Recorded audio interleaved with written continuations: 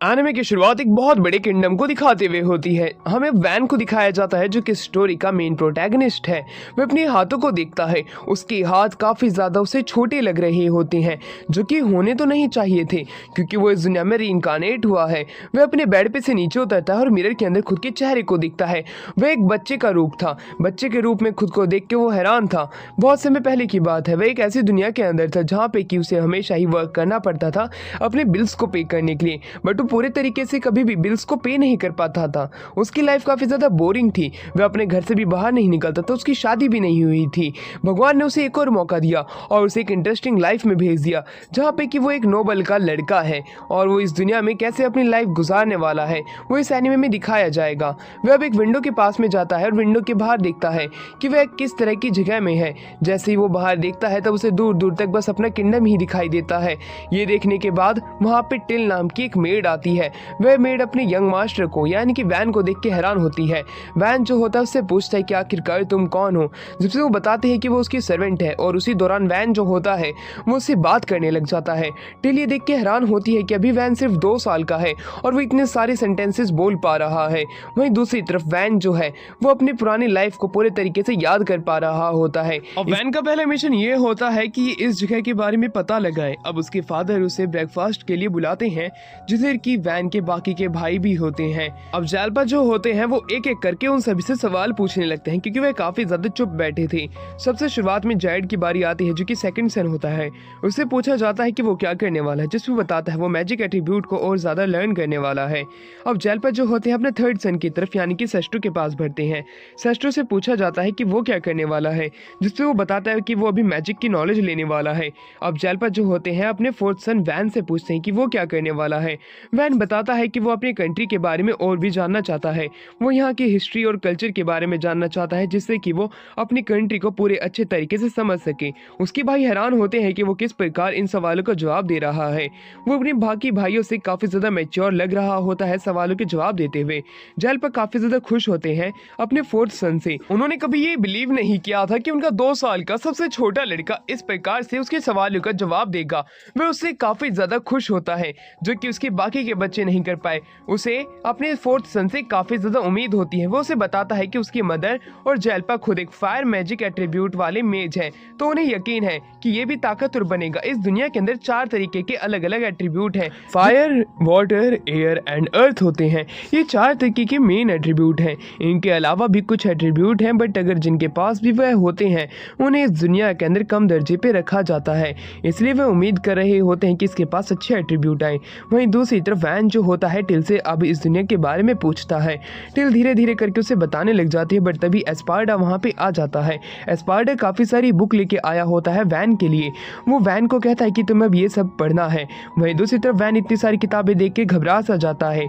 दूसरी तरफ एस्पार्डा कहता है कि अब से मैं तुम्हारा ट्यूटर बनने वाला हूँ। वहीं एस्पार्डा जो है वो हाई लेवल का बटलर है, तो अगर वो उसका टीचर भी बनता है तब वो उसको हर एक चीज़ सिखा सकता है।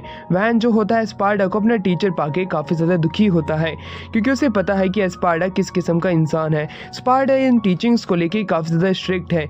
चाहे वह उसका प्रिंस ही क्यों ना हो, वो उसके ऊपर किसी भी तरीके की रहम नहीं बख्शेगा। और ऐसा ही होता है। जब एस्पार्डा वैन को पढ़ाने लगता है तब वो उसे एक्स्ट्रा क्लासेस भी देता है घंटों भर तक, और एस्पार्डा उसके साथ लगा रहता है।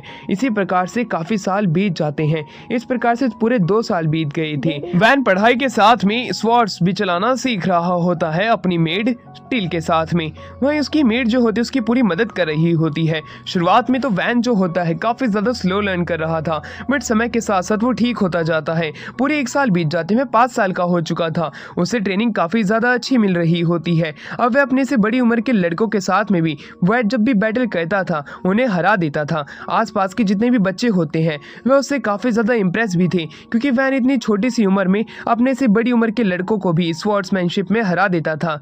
और साथ ही में वह उससे खुश भी होते हैं क्योंकि वैन किसी के भी साथ में डिस्क्रिमिनेशन नहीं करता था, चाहे वह उससे छोटे दर्जे का ही क्यों ना हो। वो सभी को साथ लेके चलता था और सभी को अपना फ्रेंड बनाते हुए लेके चलता था। इसी प्रकार से 1 साल और बीत जाते हैं। वैन अब अपनी पढ़ाई के साथ में स्वॉर्ड्समैनशिप कर रहा होता है, बट तभी उसके सामने वॉरियर डी आते हैं जो कि उसे ट्रेनिंग देने की बात करते हैं। वो उसे कहते हैं अगर वो एक वॉरियर बनता है तब वो बहुत ही अच्छा वॉरियर बन पाएगा, बट दूसरी तरफ जब वो उसके हाथ देखते हैं तब वो समझ जाते हैं कि इसके ऊपर एक भी चोट के निशान नहीं है। इसका मतलब है कुछ और भी कर रहा है। जिसके ऊपर वैन बताता है कि एस्पार्डा उसे पढ़ाता रहता है, उसे इतनी एक्स्ट्रा क्लास दी जाती है कि वो यहाँ पे बस प्रैक्टिस थोड़ी ही समय तक कर पाता है। उसकी ये बात सुन के वॉरियर डी जो होते हैं उसे मोटिवेट करते हुए कहते हैं, अगर तुम मेरे साथ ट्रेनिंग करोगे तो तुम इस दुनिया के एक ताकतवर वॉरियर बनोगे। एस्पार्डा की चिंता तुम मत करो, एस्पार्डा से मैं कह दूंगा, वो तुम्हारी टीचिंग को थोड़ा कम कर देगा, बस तुम मेरे साथ ट्रेनिंग करना। जिसके ऊपर वैन कहता है इसकी कोई चिंता वाली बात नहीं है, मैं पढ़ाई के साथ साथ ट्रेनिंग भी कर लूंगा, ये सारी चीजें मैनेज करने का काम मेरा है। जिसके ऊपर डी हैरान होता है कि इतना सा छोटा सा बच्चा इतना कुछ सोच पा रहा है, और वो तैयार हो जाता है उसे ये टीचिंग्स देने के लिए। अब दूसरी तरफ वैन उसके टीचिंग्स ले तो रहा होता है, बट उसने ये लेके अपनी जिंदगी खराब कर ली होती है। वो भी उसे एक्स्ट्रा टीचिंग दिया करता था घंटों भर तक। इसी वजह से अब एस्पार्डा भी उसको जीने नहीं देता, ना ही डी उसे जीने देता है। बट समय धीरे धीरे करके बीतता जाता है। अब वो एक फाइन वॉरियर बन चुका था छोटी सी ही एज में। वह चाहता था कि वो अपनी इस लाइफ के अंदर अपनी पूरी लाइफ एंजॉय करे, न कि पिछली लाइफ की तरह पूरी की पूरी लाइफ हार्ड वर्किंग में झोंक दे। जब वो सिटी घूमने जाता है तब वो आसपास देखता है कि अब उसे थोड़ा समय मिला है घूमने का स्पार्डा और डी से बच करके, इसलिए वो अपना टाइम यहाँ पे एक बच्चे की ही तरह स्पेंड करने वाला है, क्योंकि डी ने उसकी ट्रेनिंग दे करके पूरी जिंदगी नर्क कर दी होती है। इतनी हार्ड ट्रेनिंग उसने कभी नहीं की थी, बट सिटी के अंदर वो एक बच्चों की तरह घूम सकता था, इसलिए वो सिटी के अंदर आया होता है। और साथ ही में वह टिल को लेके आया था, क्योंकि उसे सिटी के बारे में ज्यादा पता नहीं था। वो इधर उधर घूम के मार्केट प्लेस देखता है, अलग अलग तरीके के फ्रूट्स और बार्गेनिंग देखता है। वह काफी ज्यादा खुश होता है, वो भी इन्हें ज्वाइन करना चाहता था। अब वो एक बहुत ही बड़ी बिल्डिंग के सामने आता है और आसपास का व्यू देखने लगता है। तब एक अंकल के पास में एक छोटा सा बच्चा होता है जो कि उसी का ही बेटा होता है। वो ये देख के हैरान होता है। वैन कहता है कि आखिरकार तुम इस बच्चे के साथ ऐसा बिहेव क्यों कर रहे हो, जिसमें वो बताता है कि ये मेरा बेटा है और ये मेरा स्लेव है, मैं इसे यहाँ बेचने के लिए लेके आया हूँ, तुम मुझे ज्ञान मत दो कि मुझे क्या करना चाहिए। टिल कहती है कि उसके फादर का अधिकार उसके बेटे के ऊपर है, चाहे वो उसे बेचे या ना बेचे। और स्लेव रखना यहाँ पे एक आम बात है, यहाँ पे स्लेव रखने के लिए मनाही नहीं है। उसके फादर तो अपने बेटे को यहाँ बेचने के लिए लेके आया था। वैन जो होता है उसकी तरफ हाथ बढ़ाता है, तभी वहाँ पे रोसेलिया आ जाती है जो कि पीछे वाली बिल्डिंग की ओनर होती है। रोसेलिया से वैन पूछता है कि आखिरकार मैं इस लड़के को कैसे खरीद सकता हूँ। जिसके ऊपर रोसेलिया बताती है किसी भी पर्सन की वर्थ उसके मैजिक एट्रीब्यूट से निर्धारित की जाती है। वह उसके मैजिक एट्रीब्यूट के बारे में पूछती है, जिसपे कि उसका फादर बताता है कि ये थीफ एट्रीब्यूट का है। ये बात सुनते ही रोसेलिया जो होती है वो बताती है ये ज्यादा से ज्यादा 3 सिल्वर कॉइन का ही है। ये बात सुनते ही उस लड़के का फादर जो होता है उससे गुस्से में आ जाता है, उसे लातों से पीटने लग जाता है उसी रोड पे, और उसे ले जाने लगता है ये कहते हुए कि वो उसका किसी भी काम का नहीं है, सिर्फ 3 सिल्वर कॉइन। वहीं वैन जो होता है उस आदमी को रोकता है और कहता है कि वो उसे 5 सिल्वर कॉइन देगा। ये बात सुनते ही वह आदमी खुश हो जाता है। वैन जो होता है उसे 5 सिल्वर कॉइन दे देता है। वह आदमी वो कॉइन लेके भाग जाता है। अब वैन जो होता है उस लड़के को कहता है कि तुम अब यहाँ से कहीं पे भी जा सकते हो, जिसका कि नाम कैम्शिन होता है। कैम्शिन के पास कोई भी जगह नहीं होती है जहाँ पे कि वो जा सके, इसलिए वो वैन से पूछता है क्या वो उसी के ही साथ में रह सकता है। वैन जो होता है उसे ले जाना चाहता था, वह इसके लिए तैयार भी होता है, बट तभी बीच में गार्ड बोल पड़ता है कि मास्टर वैन, आप इस लड़के को बिल्कुल भी फोर्ट के अंदर नहीं लेके आ सकते हो। अगर आप इसे फोर्ट के अंदर लेके आते हो तो किंग गुस्सा हो जाएंगे और इसे बाहर निकाल देंगे, इसे कड़ी से कड़ी सजा देंगे। जिसके ऊपर की टिल बताती है कि अगर मास्टर वैन इसे अपना स्लेव बना लेते हैं तो जरूर ये किंगडम के अंदर रह सकता है। जिसके लिए वो रोसेलिया को अपने सामने रखते हैं और रोसेलिया जो होती है उन दोनों के बीच में स्लेव एंड मास्टर का एक कॉन्ट्रैक्ट जो होती है वो बनाने की सोचती है। उन दोनों का हाथ अपने हाथ पे रखने को कहती है और उनका मास्टर एंड स्लेव का कॉन्ट्रैक्ट बना देती है। कैम्शिन के हाथ के ऊपर एक टैटू बन जाता है जो कि उसके स्लेव होने का एक प्रूफ होता है, वो भी मास्टर वैन का। वैन और कैम्शिन दोनों ही खुश होते हैं कि वह दोनों अब कैसल के अंदर जा सकते हैं, बट उससे पहले वो रोसेलिया की बिल्डिंग के अंदर जाते हैं। इसी तरह समय बीत जाता है और कैम्शिन जो होता है वैन के साथ में ही रहता है। अब वो जो पहले बेकार से दिखने वाला बच्चा था अब वह काफी ज्यादा खूबसूरत हो चुका होता है। अब वैन जब कुकी खा ही रहा होता है तभी उसे डी के कदमों की आवाज आने लग जाती है। उसे पता चल चुका था कि मास्टर डी यहाँ पे आने वाले हैं और वो उसे स्वॉर्ड्स ट्रेनिंग देंगे जो कि काफी ज्यादा कठिन होती है और काफी ज्यादा टाइम टेकन भी होती है। इसलिए वह कहता है कैम्शिन को कि उसे जाके ये कह दो कि मास्टर वैन अभी किंगडम के अंदर नहीं है, वो कहीं बाहर गए हुए हैं। कैप्शन जो होता है ये झूठ बोलने के लिए बिल्कुल ही तैयार हो जाता है, क्योंकि वैन उसका मास्टर है और उसके हर एक ऑर्डर का पालन करना उसका धर्म है। इसलिए वो बाहर जाता है और डी को कहता है कि मास्टर वैन तो यहाँ पे नहीं है। जिस पे डी कहता है कोई बात नहीं, मुझे तो बस ट्रेनिंग देनी है, चाहे वो कोई भी क्यों ना हो। वो कैम्शिन को लेके वहां से चला जाता है। वैन खुश होता है कि डी जा चुका है, बट वहीं दूसरी तरफ सिटी के अंदर ये बात मशहूर हो चुकी थी कि मास्टर वैन जो है, जो कि जेलपा का 4th सन है, वह काफी ज्यादा समझदार भी है और ताकतवर भी है। शुरुआत से ही उसने काफी ज्यादा अक्लमंदी दिखाई है, तो सभी को ये लग रहा होता है कि वो आने वाले समय का एक ताकतवर मेज बनेगा। और 8 साल के होने पे हर किसी की मैजिक अवेकनिंग होती है, तो हर किसी को लग रहा था कि उसका मैजिक भी जरूर फायर टाइप का ही होगा, क्योंकि उसके मदर और फादर भी फायर मैजिक एट्रीब्यूट के ही मेज होते हैं। वहीं दूसरी तरफ हमें कैसल में दिखाते हैं बारिश वाले दिन वहां पे अवेकनिंग तो होती है, बट हैरान कर देने वाली बात ये थी कि वैन का जो मैजिक एट्रीब्यूट था वो काइंड ऑफ लाइफ सपोर्ट का आता है। और उसके फादर चालपा जो होते हैं वह गुस्से में भर जाते हैं, क्योंकि वह चाहते थे कि उसका जो 4th सन है वो एक मैजिक एट्रीब्यूट लेके पैदा हो, बट ये तो एक लाइफ सपोर्ट वाला मैजिशियन बनेगा आगे चल के। उसकी बेइज्जती पूरे किंगडम के अंदर हो जाएगी अगर सभी लोगों को ये बात पता चलती है। इसलिए वो उसे मारने के लिए अपनी स्वॉर्ड को बाहर निकाल लेता है और उसे मारने ही वाला होता ही है, और वैन को अपनी मौत सामने दिखने लग जाती है। बट बीच में सबसे बड़ा सन आ जाता है जिसका कि नाम मुर्शिया होता है। मुर्शिया कहता है कि फादर आपको रुकना पड़ेगा, आप हमारे 4th भाई को नहीं मार सकते हो और इसकी कोई जरूरत भी नहीं है। जैसा कि आपको पता है हमारे किंगडम के अधीन एक ऐसा गांव आया है जिसके बारे में हम ज्यादा कुछ नहीं जानते हैं, क्या वो हमारे लिए लॉयल है भी या नहीं। अगर हमारे किंगडम को उनको चेक में रखना है तो किसी को वहां पे भेजना पड़ेगा। क्यों ना हम अपने 4th ब्रदर वैन को वहां पे भेज दें, जिससे कि वो विलेज आपके कंट्रोल में ही रहे और वहां के लोगों को ये लगता रहे कि किंग उनकी हकीकत में फिक्र करता है। जिसके ऊपर जैल्पा मान जाता है। वो कहता है कि मैं तुम्हारी बात मानता हूँ, तुम्हारे भाई को जितना जल्दी हो सकता है इस जगह से भेज दो, मैं इसकी शक्ल देखना नहीं चाहता। ये कहने के बाद में जैल्पा जो होता है वो अपने बाकी सन्स के साथ में वहां से चला जाता है। वहीं दूसरी तरफ मुर्शिया जो होता है वो अपने सबसे छोटे भाई वैन से माफी मांगता है, क्योंकि फादर ने उसके साथ में ऐसा बिहेव किया तो उसके लिए तुम मुझे माफ कर देना। जिसके ऊपर वैन जो होता है उन्हें कहता है कि ये सब करने की कोई जरूरत नहीं है, इसमें मेरी ही गलती है क्योंकि मेरे पास में कोई अच्छा एट्रीब्यूट नहीं आया। फादर तो एक अच्छा ही लड़का चाहेंगे क्योंकि वह एक प्रकार से इस जगह के किंग है। अगले दिन हमें दिखाया जाता है कि कैसे कैशमैन जो होता है वो वैन के साथ में सारी तैयारी कर लेता है जालपा के किंगडम को छोड़ के उस विलेज में जाने के लिए। वैन तो बल्कि काफी ज्यादा खुश था कि वो किंगडम को छोड़ के जा रहा है, क्योंकि वो उस विलेज के अंदर अपनी लाइफ फुल इस तरीके से जी सकता है जैसे कि वह जीना चाहता था। बट तभी हमें दिखाया जाता है कि उसके सारे के सारे साथी यानी कि एस्पार्डा से लेके टिल और डी तक सभी लोग इसके पास में आ जाते हैं। वह इसके साथ में जाना चाहते थे उस विलेज के अंदर, क्योंकि वो अपने मास्टर वैन को नहीं छोड़ सकते हैं जिसके साथ में वह अभी तक जीते हुए आए हैं। वैन भी काफी ज्यादा खुश होता है जब टिल भी उसके पास में आ जाती है। वह सभी वादा करते हैं कि वो हमेशा उसके साथ ही रहेंगे चाहे कुछ भी क्यों ना हो जाए। हमें वैन को दिखाया जाता है जो कि कार्ट से अपने विलेज की तरफ जा रहा होता है। जाते दौरान वह अपने प्रोडक्शन मैजिक को चेक करना चाहता था, इसलिए वह अपने हाथ में कुछ लकड़ियां लेता है और उसे की कोशिश करता है। चौंका देने वाली बात यह होती है कि वह एक छोटी सी स्वॉर्ड में कन्वर्ट हो जाती है। यह देखकर के कैमसिन हैरान होता है। वह कहता है शायद से हमारी जो मास्टर का प्रोडक्शन मैजिक है उसका लेवल S रैंक का होगा। उसी दौरान हमारा जो वैन होता है वह सोच में पड़ जाता है कि पेरेंट्स ने तो उसे एक ट्रैश समझ के निकाला होता है उसके नोबेलिटी के चलते हुए भी, इसलिए वो यहाँ पे एक बात करना चाहता था अपने साथियों से। वह कैमसिन से कहता है कि कैमसिन अगर तुम मुझे छोड़ के जाना चाहते हो तो तुम जा सकते हो, तुम्हारे साथ में मेरा एक स्लेव कॉन्ट्रैक्ट है, वो कॉन्ट्रैक्ट मैं रद्द करा दूंगा जिससे कि तुम अपनी लाइफ आराम से जी सकते हो। तुम्हें मेरे साथ उस विलेज में जाने की कोई जरूरत नहीं पड़ेगी। मैं अपने बड़े भाई से बात कर लूंगा मुरिका से कि वह तुम्हारा स्पेशल ध्यान रखेगा।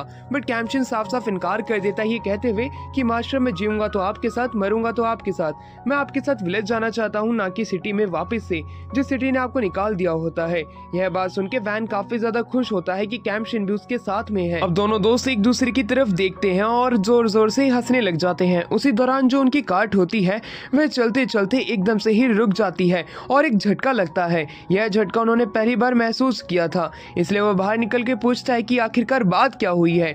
पास ही में खड़ा गार्ड जो होता है वह बताता है हम उस विलेज के पास में ही पहुंचने वाले हैं, पर उस विलेज के ऊपर पहले ही कुछ लोगों ने अटैक कर दिया है। नाइट कहता है कि अब हमें क्या करना चाहिए, बाहर तो युद्ध हो रहा है, युद्ध की स्थिति में हम क्या ही कर सकते हैं। बट डी जो होता है वह कहता है कि ये हमारी मास्टर वैन की ही टेरिटरी है, अगर इसके ऊपर बैंडिट्स अटैक करेंगे तब हम उन्हें खत्म कर देंगे। नाइट्स जो होते हैं वह तैयार होते हैं मास्टर वैन की टेरिटरी को उन बैंडिट से बचाने के लिए। बट दूसरी तरफ उनकी टीम भी ज्यादा बड़ी नहीं होती है, अगर वो उनसे फाइट करेंगे तो उनके भी चांसेस है कि वो इस फाइट के अंदर हार भी सकते हैं। उसी दौरान डी जो होता है सभी लोगों को उसके साथ उन लोगों से फाइट करने को कहता है, बट एडवेंचरस का जो लीडर होता है जिसका कि नाम ऑर्थो है वो इनकार कर देता है, ये कहते हुए कि मैं आप लोगों के साथ नहीं जाऊंगा क्योंकि हमें यहाँ पे मास्टर वैन को प्रोटेक्ट करने के लिए लिए भेजा है, ना कि किसी विलेज को। उनकी आर्ग्यूमेंट इतनी हो जाती है कि अब वैन का भी ध्यान उनकी तरफ खींचा चला जाता है। वह भी अब उनको देखने लग जाता है कि आखिरकार बात क्या है, जहाँ पे ऑर्थो कहता है कि हम बेफालतू में अपनी जान खतरे में नहीं डाल सकते हैं कुछ लोगों के चलते हुए, हम सिर्फ मास्टर वैन को ही प्रोटेक्ट करेंगे। और सारे के सारे एडवेंचर जो होते हैं वे ऑर्थो की ही बात मान रहे होते हैं। ऑर्थो सामने सामने रख देता है सारी बातें, ये कहते हुए कि तुम्हें जैसे कि पता है वो बैंडिट्स जो है वो एक्स मर्सिनरी भी हो सकते हैं, वह भी हमारे ही जितने एक्सपीरियंस प्लेयर हो सकते हैं। अगर हमने उनसे फाइट की तब हमारा मरना भी तय है, तो हम खुद को इस तरह आग के अंदर नहीं डाल सकते हैं। डी उन लोगों की मनाने की कोशिश करता है पर वे मानते नहीं है, तो वो अकेला ही जाके उन सारे बैंडिट से फाइट करने के लिए तैयार हो जाता है अपनी टीम के साथ में। वह कहता है कि मास्टर वैन की टेरिटरी को मैं बचाऊंगा और मुझे कोई रोक भी नहीं सकता है अपने साथियों के साथ में। बट एस्पार्डा जो होता है वह अपना हाथ खड़ा करते हुए कहता है हम डी को ऐसे ही युद्ध के अंदर जाने नहीं दे सकते हैं। अगर डी वहां पे जाता है तो ये सब सीधी बात है कि वह मारा जाएगा डायरेक्ट कन्फ्रंटेशन के अंदर। इसलिए मेरे पास कुछ और सुझाव है, क्यों ना आप लोग मेरी स्ट्रेटेजी के हिसाब से फाइट करो, इससे हमारे काफी ज्यादा चांसेस है कि हम जीत जाएंगे बिना किसी कैजुअलिटी के भी। यह बात सुनकर वह सभी उसकी स्ट्रेटेजी सुनना चाहते थे। एस्पार्डा कंटिन्यू रखता है, वह बताता है अगर डी मारा जाता है तो हमारे पास में कमांडर इन चीफ नहीं रहेगा आने वाली फ्यूचर के किंगडम के लिए। इसलिए मैं सुझाव देता हूँ कि पीछे से लॉन्ग रेंज के अटैक किए जाए और मास्टर वैन को बचाने के लिए एक बड़ी सी वॉल खड़ी की जाए, और फिर राइट फ्लैंक से हमारे जितने भी साथी नाइट्स है वह लोग उन पे अटैक कर देंगे, जिससे कि हम सभी लोग उन सभी को सरप्राइज अटैक की मदद से हरा सकते हैं। यह प्लान काफी ज्यादा अच्छा होता है। नाइट डी भी तैयार होता है, वहीं दूसरी तरफ एस्पार्डा जो होता है और वह एडवेंचरर्स को पिच करने लग जाते हैं। अब एडवेंचरर जो होते हैं वह भी थोड़े बहुत तैयार हो जाते हैं इनका साथ देने के लिए। तो तभी वैन बोलता है एस्पार्डा इस प्रकार से तो आप उन लोगों के सामने एक बैट की तरह काम करोगे और आपकी जान काफी ज्यादा खतरे में पड़ जाएगी। एस्पार्डा अभी हाँ में सर हिलाते हुए कहता है हाँ मास्टर वैन आपने सही बोला, बट हमें कुछ ना कुछ तो करना ही होगा। अगर हम इस स्ट्रेटेजी के हिसाब से काम नहीं करते हैं तब फ्यूचर में हमारा जो किंगडम होगा उसकी आर्मी की एक बहुत बड़ी ताकतवर सेना जो है अभी ही खत्म हो जाएगी। इससे अच्छा मेरा ही सेक्रीफाइस रहेगा। वैन जो होता है ये सारी बात सुन के काफी ज्यादा दुखी हो जाता है, क्योंकि अगर वह एस्पार्डा को सेक्रीफाइस नहीं करेगा तो उसे डी को सेक्रीफाइस करना पड़ेगा। इस प्रकार से वह दोनों को ही अपने आप से दूर कर रहा है। इसलिए मास्टर वैन जो होते हैं वह बोल पड़ते हैं आप सभी लोग एक दूसरे को सेक्रीफाइस कर रहे हो मेरे लिए, तो मेरा भी तो युद्ध में होना काफी ज्यादा जरूरी है। मैं खुद भी युद्ध में जाना चाहता था, बट उसी समय टिल बीच में आ जाती है और टिल अपने मास्टर को रोकने की कोशिश करती है कहते हुए अगर मास्टर आप ही मर गए तो हमारा क्या होगा। यह बात सुन के वैन कहता है मैं तुम लोगों को मरने नहीं दे सकता हूँ इन बैंडिट्स के चलते। कैम्शन जो होता है वह भी तैयार होता है मास्टर वैन के साथ में मिलकर फाइट करने के लिए। अब वैन जो होता है वह अपने साथियों को लेकर आगे बढ़ने लग जाता है कहते हुए मेरे पास खुद एक स्ट्रेटेजी है, क्यों ना एस्पार्डा भी पीछे रही और मैं खुद को एक बैट की तरह इस्तेमाल करूं, जिससे कि मैं उन सभी का ध्यान मेरे पे लगा पाऊंगा और आप सभी लोग लेफ्ट और राइट दोनों ही तरफ से एक सरप्राइज अटैक कर पाओगे, जिसकी की मदद से हम उन सभी बैंडिट्स को एक ही बार में खत्म कर सकते हैं। अब वैन का ये जो प्लान था ये भी काफी ज्यादा अच्छा होता है। इसके लिए सभी लोग पहले तो हैरान होते हैं कि इतनी सी छोटी उम्र में ये इतना सब कुछ कैसे सोच पाता है। वही वैन बताता है कि मैंने इतनी तो प्रैक्टिस की है अपनी स्वॉर्ड से कि मैं उन सभी लोगों को कुछ समय तक के लिए तो रोक सकता हूँ, अगर वो मुझ पे अटैक करने आएंगे भी तो। उसका इस तरह का कंपोजर देख के आसपास के सभी लोग हैरान होते हैं, सबसे ज्यादा ऑर्थो का अब हमें फ्लैशबैक दिखाया जाता है जब वह अपनी गिल्ड के अंदर बैठा हुआ होता है। उसे एक मिशन मिला था एक नोबल को एस्कॉर्ट करने का। उसे तो शुरुआत में लगा था कि जिसको वह एस्कॉर्ट करने वाले हैं वह कोई एरोगेंट नोबल होगा। उसके गिल्ड लीडर ने खास उसे इस मिशन के लिए चुना होता है। अब वह बताता है कि हम उस नोबल को एस्कॉर्ट करने के बाद वापस आ जाएंगे, बट तभी हमें वहाँ पे दिखाया जाता है कि वैन आ चुका होता है। वह उन सभी लोगों को शुक्रिया अदा करता है क्योंकि उन्होंने उसके इस रिक्वेस्ट को एक्सेप्ट की होती है एस्कॉर्ट के लिए। वह कहता है कि आप सभी लोग कल टाइम पे जरूर पहुंच जाना, मैं यहाँ से चलता हूँ। उसकी इस तरह की मीठी बातें सुन के वहाँ के जितने भी एडवेंचरर होते हैं वे सभी हैरान होते हैं, क्योंकि अभी तो ऑर्थो ने कहा होता है कि सारे नोबल एरोगेंट होते हैं, बट यह नोबल तो बिल्कुल अलग होता है। ऑर्थो अपने साथियों के साथ में आगे बढ़ के कहता है कि हम किसी एक बच्चे को आगे नहीं जाने दे सकते हैं, हम भी इसका साथ देंगे। उसकी ये बात सुन के आसपास के सभी एडवेंचरर आगे आ जाते हैं। एस्पार्डा और डी भी अब आगे आ चुके होते हैं, वह अपने प्लान को एग्जीक्यूट करने वाले थे। उसी दौरान ऑर्थो की टीम भी तैयार होती है। एस्पार्डा अपना हाथ ऊपर करता है और सभी लोगों को बता देता है कि अब आगे जाने का वक्त हो चुका है, आगे जाके युद्ध की अब शुरुआत की जाए। अब हमें दिखाते हैं सभी लोग अटैक करना शुरू करते हैं। अब एस्पार्डा आगे की तरफ बढ़ता है और अपने मैजिक का इस्तेमाल करता है। अब उस फोर्ट के आसपास में जितने भी लोग होते हैं जो कि उसकी वॉल्स पे अटैक कर रहे होते हैं, उनको रोकने के लिए वह अपनी मैजिक का इस्तेमाल करता है और आसपास में बड़ी बड़ी स्टोन वॉल ले आता है जितने लोगों का ध्यान उनके ऊपर जाता है वह उन पर अटैक करने के लिए जाते हैं और कुछ लोगों का ध्यान तो जाता ही नहीं है। यह फाइट दो तरफ से चल रही होती है। जब सभी मशीनरीज यानी कि वह बैंडिट्स देखते हैं कि पीछे से उनके ऊपर अटैक हो रहा है तब वह अपने आप को पीछे की तरफ मोड़ लेते हैं उनसे फाइट करने के लिए। बट डी जो होता है वह आगे जाके कूद पड़ता है अपने साथियों के साथ में। वह उन सभी लोगों को एक एक करके मारने लग जाते हैं। उसी दौरान हमें उन्हीं बैंडिट्स के सरदार को दिखाया जाता है जो कि औरतों की टीम के ऊपर अटैक करने के लिए आगे आ चुका होता है। उसी बीच अब हमें एक लेडी को दिखाते हैं, उस लेडी के ऊपर उसका ध्यान जाता है। बट उसी दौरान वैन जो होता है एक एक करके उन सभी बैंडिट्स को मारते हुए आगे बढ़ता है और उसके लीडर को भी हरा देता है।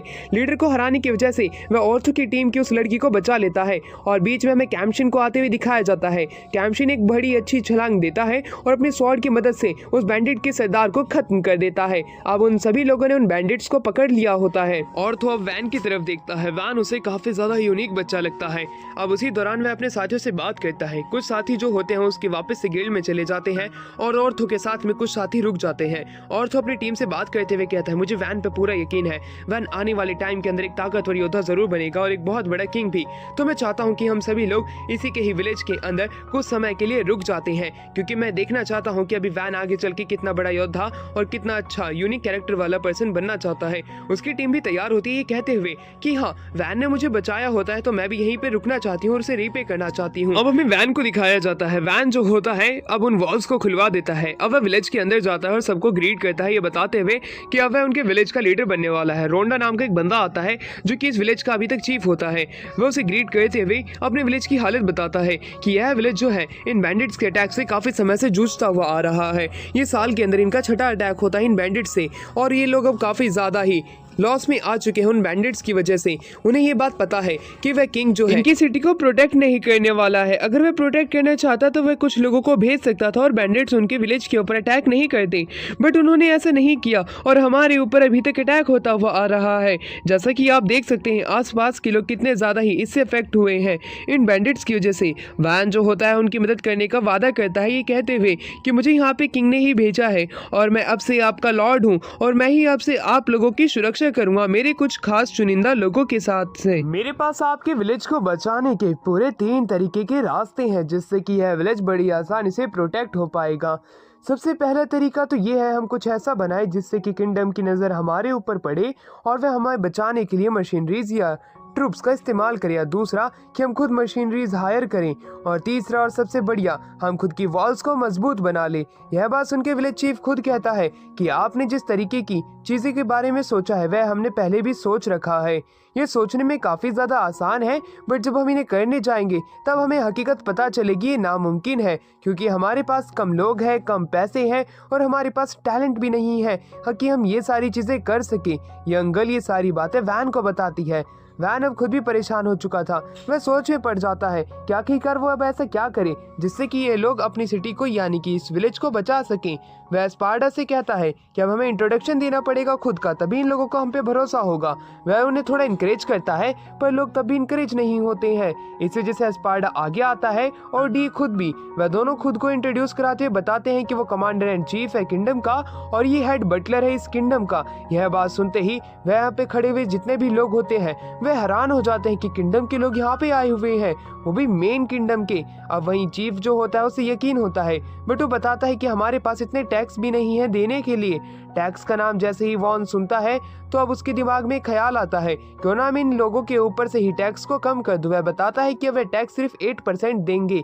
ये बात सुनते ही आसपास के जितने भी लोग होते हैं जो कि हार्वेस्ट करते हैं, जिनकी हार्वेस्ट कम हुई होती है, वह काफ़ी ज़्यादा खुश हो जाते हैं कि अब हमारा जो लॉर्ड है वो सिर्फ हमसे अब 8% टैक्स लेगा 30 की जगह। वह खुश हो जाते हैं काफ़ी ज़्यादा। अब वैन जो होता है उन सभी के लिए एक वॉल बनाने को कहता है स्पार्डा को। स्पार्डा बड़ी बड़ी वॉल खड़ी कर देता है जिससे कि वह इस विलेज को सुरक्षित रख सके। अब वैन आगे आता है और वो डी से कहता है अपने सिपाहियों को लेके पेट्रोलिंग करो, जिस पे डी तैयार हो जाता है और वहाँ से निकल जाता है।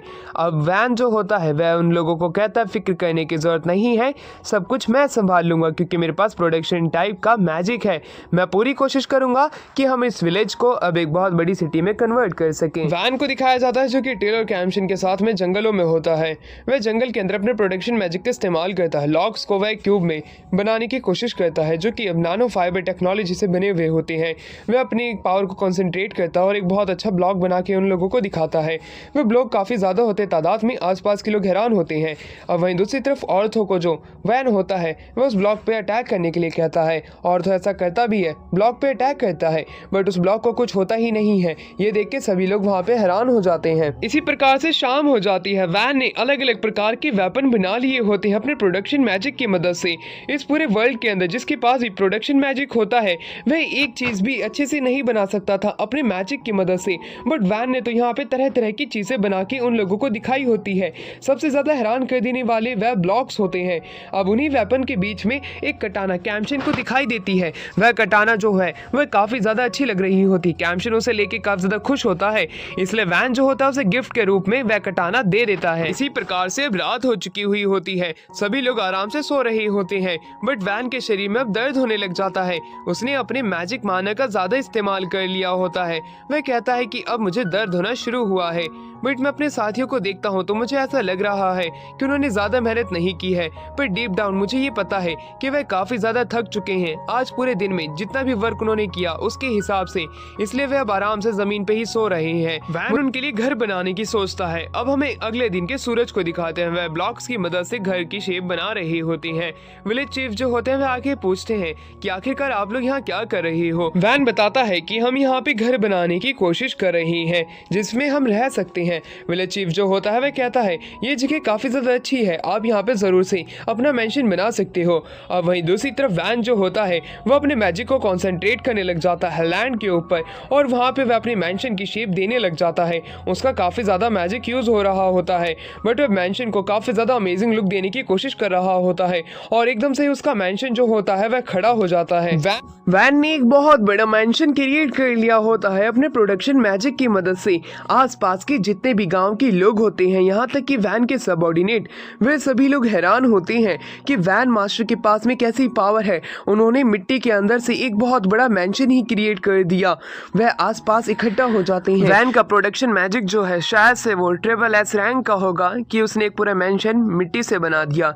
आसपास के लोग सभी हैरान होते हैं, वो वैन के पास इकट्ठा होते हैं, बट वैन तो चाहता था कि उसके पास में एलिमेंट मैजिक होते, क्योंकि एलिमेंट मैजिक की ही मदद से वह अपने आसपास के लोगों को प्रोटेक्ट कर सकता था। प्रोडक्शन मैजिक की मदद से वो क्या ही कर पाएगा। वहीं जो टिल होती है वह अपने मास्टर को हौसला देती है, और कैम्शन भी ये कहता है कि फिर भी मैं आपके ही साथ रहता, चाहे आपका प्रोडक्शन मैजिक था चाहे कुछ भी होता। एस्पार्डा कहता है कि मास्टर आपका प्रोडक्शन मैजिक जो है वो एक अलग ही लेवल पे है। अगर ये बात किंग जैल्पा को पता होती तो शायद से वो आपको कभी भी नहीं निकालते। आपके पास अगर एलिमेंट मैजिक भी नहीं है तब भी आप बहुत ही ज्यादा काम के टेरिटरी लॉर्ड बन सकते हो। डी भी यही बात दोहराता है। वैन जो होता है अपने आसपास के सभी लोगों को खुद की तारीफ करता हुआ देख के काफी ज्यादा खुश होता है और उन सभी के लिए घर बनाने को तैयार हो जाता है, बट उसके लिए इन लोगों को अपने पास में लकड़ियां और कुछ मिट्टियां लानी होगी। इसलिए डी और ऑर्सो जो होते हैं वो इस चीज को करने के लिए तैयार हो जाते हैं और शुरुआत में एक दूसरे से ही टकराते हैं, क्योंकि उन्हें जल्द से जल्द अपने साथियों के लिए भी घर बनवाने होते हैं।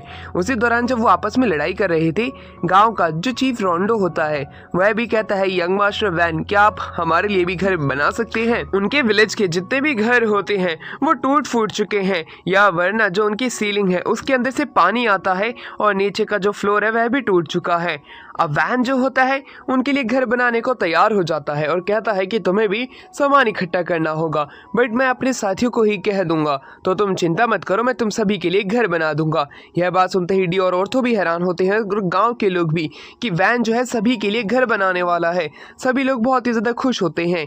यह तो वैन का काइंड हार्ट है जो कि वह पूरे विलेज के लिए नए घर बना रहा है। वह शुरुआत में सोच में पड़ जाता है आखिरकार मैं इनके लिए कैसे घर बना के दूं, बाद में इसका माना तो ड्रेन होना ही है। शुरुआत में तो वो यहाँ की मैपिंग करता है और फिर ग्रिड प्लान का इस्तेमाल करते हुए वो वहाँ पे घर क्रिएट करने लग जाता है। उसके जो क्रिएट होने वाले घर होते हैं वह काफी ज्यादा यूनिक होते हैं और आसपास की जगहों को भी बचा रहे होते हैं, और एक लंबा चौड़ा रोड भी होता है उन सभी के लोगों के घर के आगे। यह देख करके सभी लोग हैरान होते हैं और वैन उन्हें बताता है कि मैंने किस प्रकार से ये सारे घर बनाए हैं। इन घरों के आगे बड़ी सी रोड होगी और ये जो घर है वह सेम दिखेंगे, जिससे कि लोगों को आसपास में ये भी ना लगे कि उनके साथ में डिस्क्रिमिनेशन कंस्ट्रक्शन हुआ है। गांव के सभी लोग अपने यूनिक घरों को देख के खुश होते हैं और वैन को घर बनाने के बदले कुछ सामान दे देते हैं। अब रात के समय हमें दिखाया जाता है मैंशन के पास में एक पब्लिक बाथरूम खोला जाता है जो कि गांव के सभी लोगों के लिए था। कैम्शन जो होता है आसपास में आग लगा देता है जिससे कि हॉट वाटर सभी लोगों को मिल सके। इस तरह की सुविधा जो है ज्यादातर नोबल परिवार के लोगों को ही मिलती थी। आसपास के लोग काफी ज्यादा खुश होते हैं उस पब्लिक बाथरूम की वजह से। अब वहाँ पे जो फीमेल होते हैं वो वैन को अपने साथ ले जाना चाहती थी बट वैन बड़ा हो चुका था, वह इनकार कर देता है। अब दूसरी तरफ हमें दिखाया जाता है कि कैसे टिल और प्लूरियल जो होती है वह एक साथ बात ले रही होती है। प्लूरियल जो होती है वह वैन के बारे में जानना चाहती थी, जिसके ऊपर टिल जो होती है उसे खुशी खुशी बताने लग जाती है हमारी यंग मास्टर वैन जो है वह काफ़ी ज़्यादा काइंड है, वह हमेशा लोगों के बारे में सोचते हैं जो कोई भी उनके साथ होता है और साथ ही में वह शुरुआत से ही काफ़ी ज़्यादा स्मार्ट है। वह किसी भी अडल्ट को नॉलेज के अंदर टक्कर दे सकते हैं, यहाँ तक कि जो उसकी स्वॉर्ड्समैनशिप है वह भी किसी एक स्वॉर्ड मास्टर के लेवल की जितनी है। शुरुआत से ही उन्हें प्रोडिजी कहा जाता आ रहा है बट उनके मैजिक के चलते हुए उनके फादर ने उसे अपनी टेरिटरी से निकाल दिया, यह सोचकर कि वो शायद से एक ट्रैश होगा बट ये हकीकत नहीं होती है। जैसा कि तुमने आज देखा यंग मास्टर वैन कमाल के हैं। सीन यहाँ से शिफ्ट होता है और अब हमें दिखाया जाता है कि कैसे यंग मास्टर वैन जो होते हैं वह भी कैम्शन के साथ में होते हैं। यंग मास्टर वैन को सोच रहे होते हैं बट वह डी की मसल्स को देखते हैं, वह पहले से काफ़ी ज़्यादा ग्रो कर गई होती है। कैम्शन कहता है कि हाँ क्योंकि मैं प्रैक्टिस कर रहा हूँ बट मुझे और भी अपनी मसल्स को ग्रो करना है और मास्टर डी की तरह बनना है। यह बात सुनते ही यंग मास्टर वैन जो होते हैं वह कहते हैं तुम बस खुद पे फोकस करो, तुम समय के साथ साथ डी जितने पावरफुल ज़रूर से बन जाओगे, मुझे तुम पे बहुत ही ज़्यादा भरोसा है कैम्शन खुश होता है यंग मास्टर वैन के मुंह से इस तरह की बातें सुन के। बट तभी वहाँ पे डी आ जाता है। डी अपने साथियों के साथ वहाँ पे आया होता है नहाने के लिए, वह सभी लोग एक साथ नहाते हैं बट डी जो होता है वह अपनी ब्रॉड स्वॉर्ड का इस्तेमाल करता है और ब्रॉड स्वॉर्ड का इस्तेमाल करते हुए प्रैक्टिस करने लग जाता है। उसे यह लगता है कि हम जब भी प्रैक्टिस करेंगे तब हम ताकतवर बनेंगे, खाते हुए, नहाते हुए और पानी पीते हुए भी। अब वैन जो होता है रात के समय अपने बेड पे आके सो जाता है, वह काफ़ी ज़्यादा थक चुका था। अगले दिन हमें दिखाया जाता है स्पाइडर जो है वह आसपास विलेज के देखने लग जाता है। विलेज जो होता है अब वह फोर्ट की तरह दिखने लग जाता है। उन्होंने उसके पास में गड्ढे बनाए होते हैं जिससे कि वह इस फोर्ट को बचा भी सकते हैं बट वैन सोचता है कि हमें पानी की ज़रूरत है, हमें इसको पानी से भरना होगा और साथ ही में हमारे पब्लिक बाथरूम और बाकी की लोगों की नीड्स के लिए वाटर की तो ज़रूरत पड़ेगी ही। वह नदी के पास में जाते हैं। एस्पार्डा की मदद से नदी के पास से एक रास्ता बनाया जाता है जो कि गांव को कनेक्ट करेगा और जो डी होता है वह अपने साथियों के साथ में उस रास्ते को और भी ज़्यादा लंबा और चौड़ा करने लग जाता है। वह काफ़ी ज़ोर से मेहनत करने लग जाते हैं। वहीं दूसरी तरफ वैन जो होता है वो टिल के साथ होता है। टिल कहती है कि हम ये सब क्यों कर रहे हैं। वैन बताता है अगर नदी गाँव के पास में होगी और पानी की सप्लाई आसानी से लोगों तक पहुँच जाएगी तब आने वाले टाइम में उनका फ्यूचर जो है वह काफ़ी ज़्यादा ईजी और कंफर्टेबल हो जाएगा। अब हमें दिखाया जाता है कि किस प्रकार से सभी लोग मेहनत कर रहे होते हैं। वैन ये देख के खुश होता है क्योंकि मेहनत का फल सबको ही मिलने वाला है, इसलिए सभी लोग ये काम कर रहे हैं। वह डी और डी के साथियों को देख के खुश होता है। काफ़ी समय तक वह नदी के रास्ते को लंबा करते रहते हैं और चौड़ा करते रहते हैं। डी को अब पास में ही गाँव दिखने लग जाता है। यह बात वह वैन को बताता है। वैन को तो लग रहा था कि अभी कुछ हफ्ते लग सकते उन्हें ये काम करने में बट डी और डी के साथियों ने ये काम कुछ ही घंटों में कर दिया। डी तो कहता है बस मास्टर आप हमें थोड़ा वक्त और दीजिए, हम 3 से 4 घंटों में गांव तक ही रास्ता कनेक्ट कर देंगे बट वैन इनकार कर देता है क्योंकि डी के साथियों की हालत बहुत ही ज़्यादा खराब हो गई थी। वह इनकार करता है, उन्हें आराम करने को कहता है पर डी तो नहीं करना चाहता था आराम। वह काफ़ी ज़्यादा डिसअपॉइंट होता है अपने साथियों को लेकर के कि वो कितने ज़्यादा कमज़ोर हैं कि वो इतनी सी ट्रेनिंग भी नहीं कर सकते हैं। उन्होंने नाइट्स होने की तो नाक कटवा के ही रख दी। वैन को तो डर लग रहा था उनकी इस तरीके की बातों से और ट्रेनिंग से। एस्पार्डा अब उन्हें चलने को कहता है। अब हमारा सीन शिफ्ट होता है, हमें दिखाया जाता है कि उनका ये काम फिनिश हो चुका होता है। वैन जो होता है सभी को शुक्रिया कहता है, यह कहते हुए कि अगर वह लोग नहीं होते तो शायद से ये वाला काम कभी हो ही नहीं पाता और विलेजर्स तक ये पानी आसानी से नहीं पहुंचता। सभी लोगों के अंदर खुशी के आंसू होते हैं। एस्पार्डा को कहा जाता है कि स्टोन को हटा दो। एस्पार्डा ऐसे ही करता है। पानी को गांव के पास आता हुआ देख के गांव के सभी लोग खुश होते हैं। वहीं दूसरी तरफ वैन जो होता है नदी के इतने साफ पानी को देख के वह भी खुश था बट दूसरी तरफ टिल और एस्पार्डा जो होते हैं वह बात करते हैं कि जिस दिन अगर नदी के अंदर बाढ़ आती है तो इस पानी की वजह से गांव के अंदर भी खतरा बढ़ सकता है, इसी वजह से हमें पास में ही एक कैनाल बनानी पड़ेगी और एक लेक भी। यह बात सुन के वह कहता है तो हमें ऐसा ही करना चाहिए। वह गांव के पास में एक लेक बना देते हैं और जिसे कैनाल के रास्ते से जोड़ देते हैं। गांव के सभी लोग खुश होते हैं कि अब उनके पास में एक लेक भी है जहाँ से कि वो पानी ले सकते हैं। ये पानी का रिजर्व रहेगा उनके पास में अगर कभी उनके ऊपर मुसीबत आ जाती है। सभी लोग खुश होते हैं वैन से, क्योंकि वैन जो है कितना दूर तक का सोच सकता है उनके विलेज के लिए। वैन कहता है कि ये सब मैं गाँव की भलाई के लिए ही कर रहा हूँ, क्योंकि गाँव के ही लोग मेरे लोग हैं। रात के समय हमें दिखाया जाता है कार्ड के अंदर एक लड़की जो होती है एक लेडी के साथ में थी। लेडी जो होती है वह खुद को गॉडेस मानती है और वह कहती है हम जल्द ही रिमोट विलेज के पास में पहुंच जाएंगे, तुम चिंता मत करो। अगले दिन अब हमें दिखाया जाता है वैन जो है अपने मैजिक की मदद से विलेज के ऊपर जो है वह एक ऐसी परत लगा देता है सीमेंट की, जिससे कि उसे तोड़ना मुश्किल पड़ जाएगा और इनके ऊपर अगर कभी बैंडिट्स आके अटैक भी करते हैं तो वह कभी उन्हें छू भी नहीं पाएंगे। एडवेंचरर्स तो हैरान होते हैं कि आखिरकार मास्टर वैन जो है किस प्रकार के मटेरियल का इस्तेमाल कर रहे हैं कि इसके ऊपर तो आग का भी असर नहीं होगा, ना ही किसी स्वॉर्ड का। वैन जो होता है उन्हें और भी चीज़ें दिखाता है, जैसे कि फायर एरो करने वाली कुछ मशीन्स भी दिखाता है जो कि उन वॉल्स के ऊपर लगी हुई है। वह बैंडिट्स को दूर से ही मार सकते हैं और यहीं से वह बैठ करके गांव के आसपास में निगरानी भी रख सकते हैं, कहीं गांव पे कहीं भी अटैक कोई भी रास्ते से ना हो। अब ये गांव जो है वो एक छोटे से फोर्ट्रेस की तरह लगने लग जाता है, जिसके आसपास में बैंडिट्स कभी आने का सोचेंगे भी नहीं। बट वहीं दूसरी तरफ डी और जो बाकी के लोग होते हैं वह इस तरह की एडवांस मशीन देख के काफी ज्यादा हैरान होते हैं जो कि बैंडिट्स को दूर भगा सकती है। डी जो होता है यंग मास्टर वैन को कहता है, यंग मास्टर वैन आप तो ऑफेंसिव भी जा सकते हो, लोगों से फाइट कर सकते हो अपनी इन मशीन्स की मदद से। बट एस्पार्डा उसको रोक देता है ये कहते हुए कि यंग मास्टर वैन जो है वह डिफेंस के लिए काफी ज्यादा अच्छे हैं, ना कि ऑफेंस के लिए, इसलिए तुम अपना ज्यादा दिमाग मत चलाओ। बट वहीं दूसरी तरफ डी और एस्पार्डा के बीच में फाइट होने लग जाती है यंग मास्टर वैन को लेके कि उनकी मैजिक पावर का इस्तेमाल वे किस किस तरीके से कर सकते हैं जिससे कि टेरिटरी को और भी ज्यादा बढ़ाया जा सकता है। डी का मानना यह होता है कि उन्हें आसपास की टेरिटरी को कैप्चर करना चाहिए, बट वैन जो होता है उन दोनों को रोक देता है ये कहते हुए अब तुम दोनों फाइट मत करो, क्योंकि हम यहाँ पे ऐसा नहीं करने वाले हैं, हम शांति से ही अपनी जगह को डेवलप करेंगे और किसी को परेशानी भी ना हो। डी और एस्पार्डा जो होते हैं वो यंग मास्टर वैन को इतना काइंड देख के काफी ज्यादा खुश होते हैं। एस्पार्डा जो होता है कहता है अगर किंग जैल्पा को मास्टर वैन के बारे में ये सब पता होता तो मास्टर वैन को बिल्कुल भी नहीं निकालते और उसे अपना एडवाइजर भी बना लेते। अब एस्पार्डा कहता है यंग मास्टर वैन क्या आप हमारे किंग जैल्पा के सामने बगावत भी कर सकते हैं? बट वैन कहता है मैंने कभी इसके बारे में सोचा ही नहीं, मुझे तो अभी भूख लगी है। वह सभी लोग अभी डाइनिंग टेबल पे होते हैं, किंगडम तो प्रोटेक्ट होता है इसलिए वो चैन के से बैठ करके खाना खा सकते हैं। वह खाना खाने लगते ही और डेजर्ट का लुत्फ उठाते हैं। एस्पार्डा बोल पड़ता है कि मास्टर वैन अब आपको ये सब खाना छोड़ना पड़ेगा, क्योंकि अब विलेज के अंदर में ऐसा कोई सामान बचा ही नहीं है जिससे कि डेजर्ट बनाया जा सके, इसलिए अब हमें जल्द से जल्द कोई अर्निंग सोर्स ढूंढना पड़ेगा। यंग मास्टर वैन जो होते हैं वे सोच में पड़ जाते हैं कि अब उन्हें कोई भी डेजर्ट खाने को नहीं मिलेगा। तभी उनके दिमाग में एक आइडिया आता है जो कि काफ़ी ज़्यादा खतरनाक होता है, बट उससे पहले वह जानना चाहता था कि बाकी के लोगों के पास क्या क्या आइडिया हो सकता है अर्निंग सोर्स को लेकर के। वह हर किसी से पूछता है। शुरुआत में तो हर एक बंदा अपना जवाब देता है ये कहते हुए कि यहाँ पे तो ट्रेड के लिए सिर्फ हमेशा महीने के अंदर एक बार लोग आते हैं और इस गाँव का किसी भी और विलेज से कोई कनेक्शन ही नहीं है। कैम्शिन और एस्पार्डा का मानना यह होता है कि हम उस ब्लॉक को बेच सकते हैं जो कि यंग मास्टर वैन बनाते हैं, बट यंग मास्टर वैन अकेले बनाते हैं, इससे गांव का फायदा नहीं होगा। टिल कहती है हमें हंटिंग करनी चाहिए, बट हंट के लिए सिर्फ एडवेंचर ही होते हैं और एडवेंचर जितना पावरफुल कोई और गांव का विलेजर्स भी नहीं है। एस्पार्डा जो होता है वो सोच में पड़ जाता है कि अब हमें आखिर में करना क्या चाहिए। वह यंग मास्टर वैन से पूछता है, बट यंग मास्टर वैन कहते हैं कि अभी हमें समय पर छोड़ देना चाहिए। अब हमें एक्जारा को दिखाया जाता है। एक्जारा जो है जो कि ऑर्थो का ही एक टीम मेंबर है, वो वहाँ पे आता है और कहता है कि मैंने कैम्शिन और टिल को बोला था अपने वेपन को मुझे दिखाने को, बट वो लोग दिखाई नहीं रहे हैं। वैन ये बात सुन के हैरान होता है और उन्हें कहता है क्या तुम उन्हें एक झलक भी नहीं दिखा सकते हो?